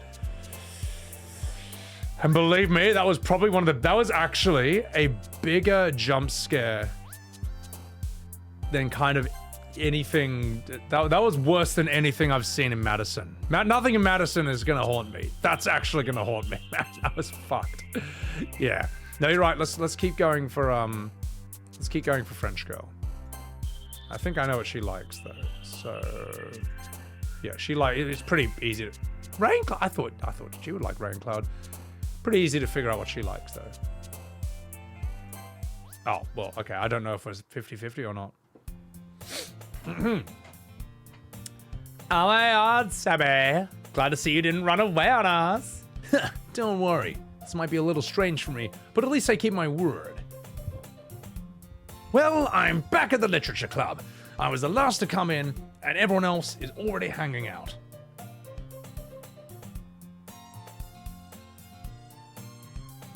Merci beaucoup for keeping your promise, Sebby. I hope this isn't too overwhelming of a commitment for you. Making you dive headfirst into literature when you are not accustomed to it. Oh my god! Oh, come on! Like he deserves any slack. You already had to be dragged here by Monika. I don't even know if you plan to just come here and hang out, or if you don't take us seriously, you won't see the end of it. Now hold the line, Oh, the poster in the back. Oh my god. Oh, that's so bad. Also, you're not supposed to be standing in front of the text box. You are... Good detail. Good spotting. That post in the background. That is absolutely fucked. The music also just went a bit weird for a second. All right. Well, fuck. That's heaps intense, man. Natsuki, having a big mouth for someone keeps a manga collection in their club room. Blair Knight, welcome in. That's actually heaps intense. My god, Omega, you disgust me. Natsuki finds herself stuck between saying Monika and manga, and you're right, is the room somewhat tilted? There's something off, mate, yeah. Manga is literature! Swiftly defeated, Natsuki plumps back into her seat. I am sorry, Sebby. We'll make sure to put your comfort first, okay? Yuri shoots Natsuki with a disappointed glance. Anyway, what's the poster of, Jules? The poster is of the Scottish girl hanging herself in her bedroom. Which is what jump scared me earlier. Yeah. So. Yeah, something's off, eh? About all this. Anyway, now that you are in the club and all, perhaps you might have an interest in picking up a book to read? Well, I can't really say no either way, but like you said, I'm in this club now. It only feels right for me, it only feels right for me to do something like that, if you ask. Wait. I did not mean it like that.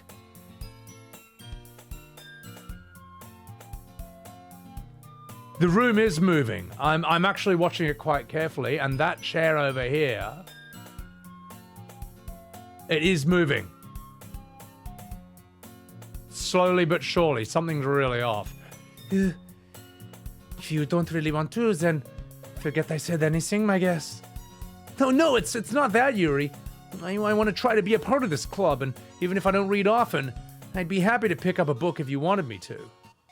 Are you sure?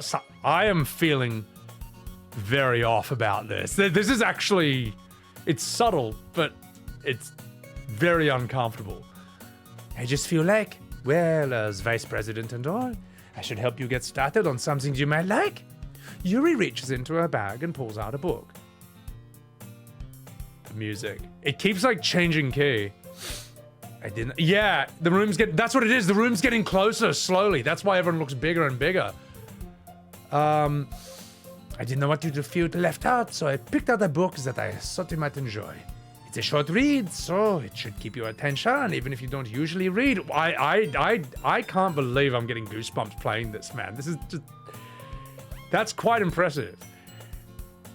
And we could, discuss it if you wanted. This. How is this girl accidentally being so cute? She even picked out a book that she thinks I'll like, despite me not reading much. Oh, thank you, Yuri. I'll definitely read this. I enthusiastically take the book. Phew. Well, you can read it at your own pace. I look forward to hearing what you think. Oh my fucking god, thank fuck that's back to normal. That was actually like... That was just getting worse and worse in a way. I'm not quite sure why. I don't know, I kept thinking something was going to happen. Something was gonna explode out of nothing. So, yeah, thank god it stopped. But the music's still fucking about with me. Now that everyone's settled in, I expected Monika to kick off some scheduled activities for the club. But that doesn't seem to be the case. Yuri's face is already buried in a book. I can't help but notice her intense expression, like she was waiting for this chance. Meanwhile, Natsuki is rummaging around in the closet. It's gone. Poster's gone now. Would it zoom all the way in? I don't know. But you're right, Dr. Wu. Luckily, I think this is the last time the game will try to fuck with me, so I think we're fine going forward. I'm really curious to talk to Yuri a little bit more. At the same time, I would feel bad for distracting her from reading. I catch a glimpse of the cover of her book. Looks like the same book that she lent me. More than that, she seems to be on the first few pages. Crap. I think she noticed me looking at her tits. She sneaks another glance at me, and our eyes meet for a split second. But that only makes her hide her face deeper in her book. Sorry, I was just spacing out. I mutter this, sensing that I made her uncomfortable, as I usually do to women. Oh, it is fine. If I was focused, I would not have noticed in the first place. But I am just rereading a bit of this, so... Hey, that's the book you gave me, right? Mm-hmm. I wanted to reread some of it. Not for any particular reason. Just curious, how come you have 2 copies of the same book? Well, when I stopped at the bookstore yesterday... Well, that is not what I meant. I mean, I just happened to buy 2 of them. I see.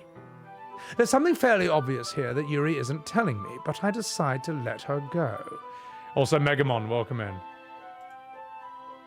I'll definitely start reading it soon.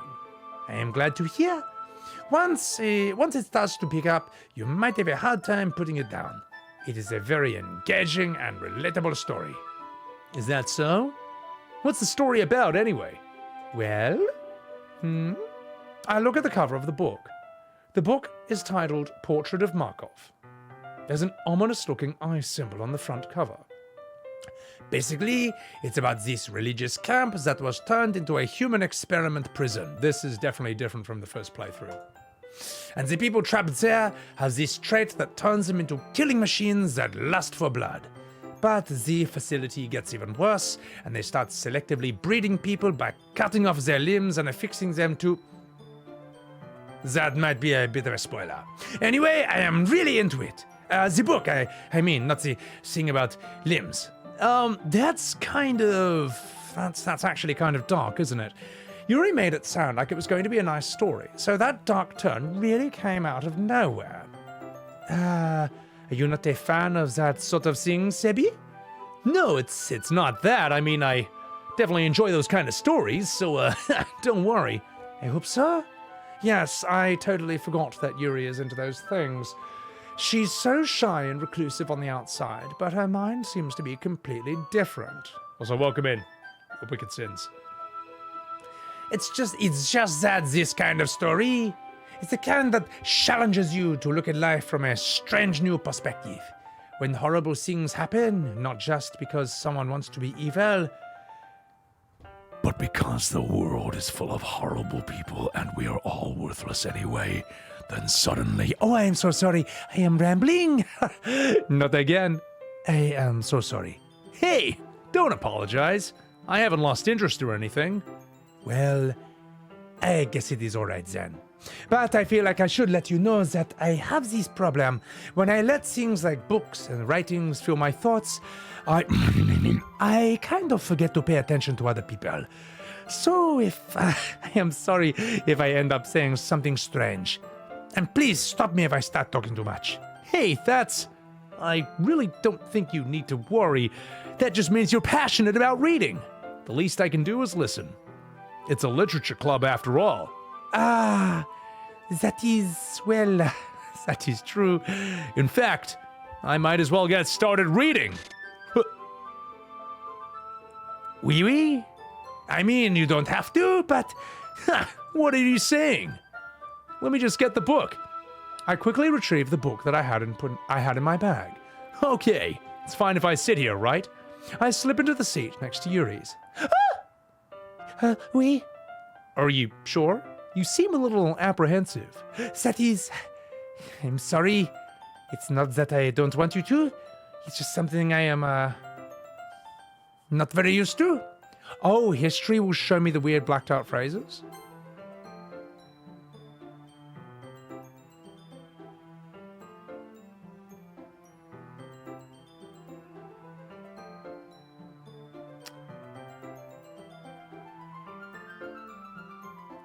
It's not there.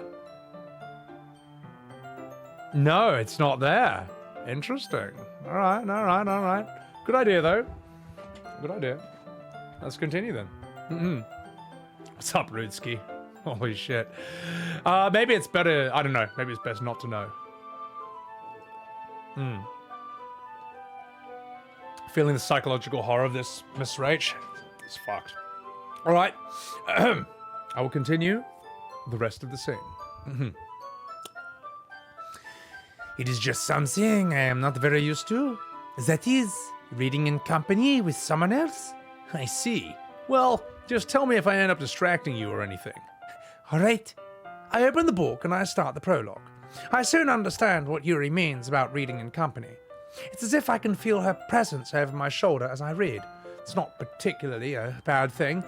Maybe a little distracting, but the feeling is somewhat comforting. Yuri is in the corner of my eye. I realize she's not actually looking at her own book. I glance over.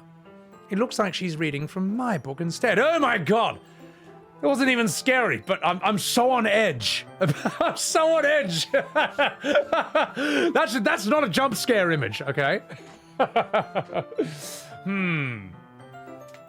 Oh, I see, Diana. Yeah. It's the music. What's up, Whomping Moogle?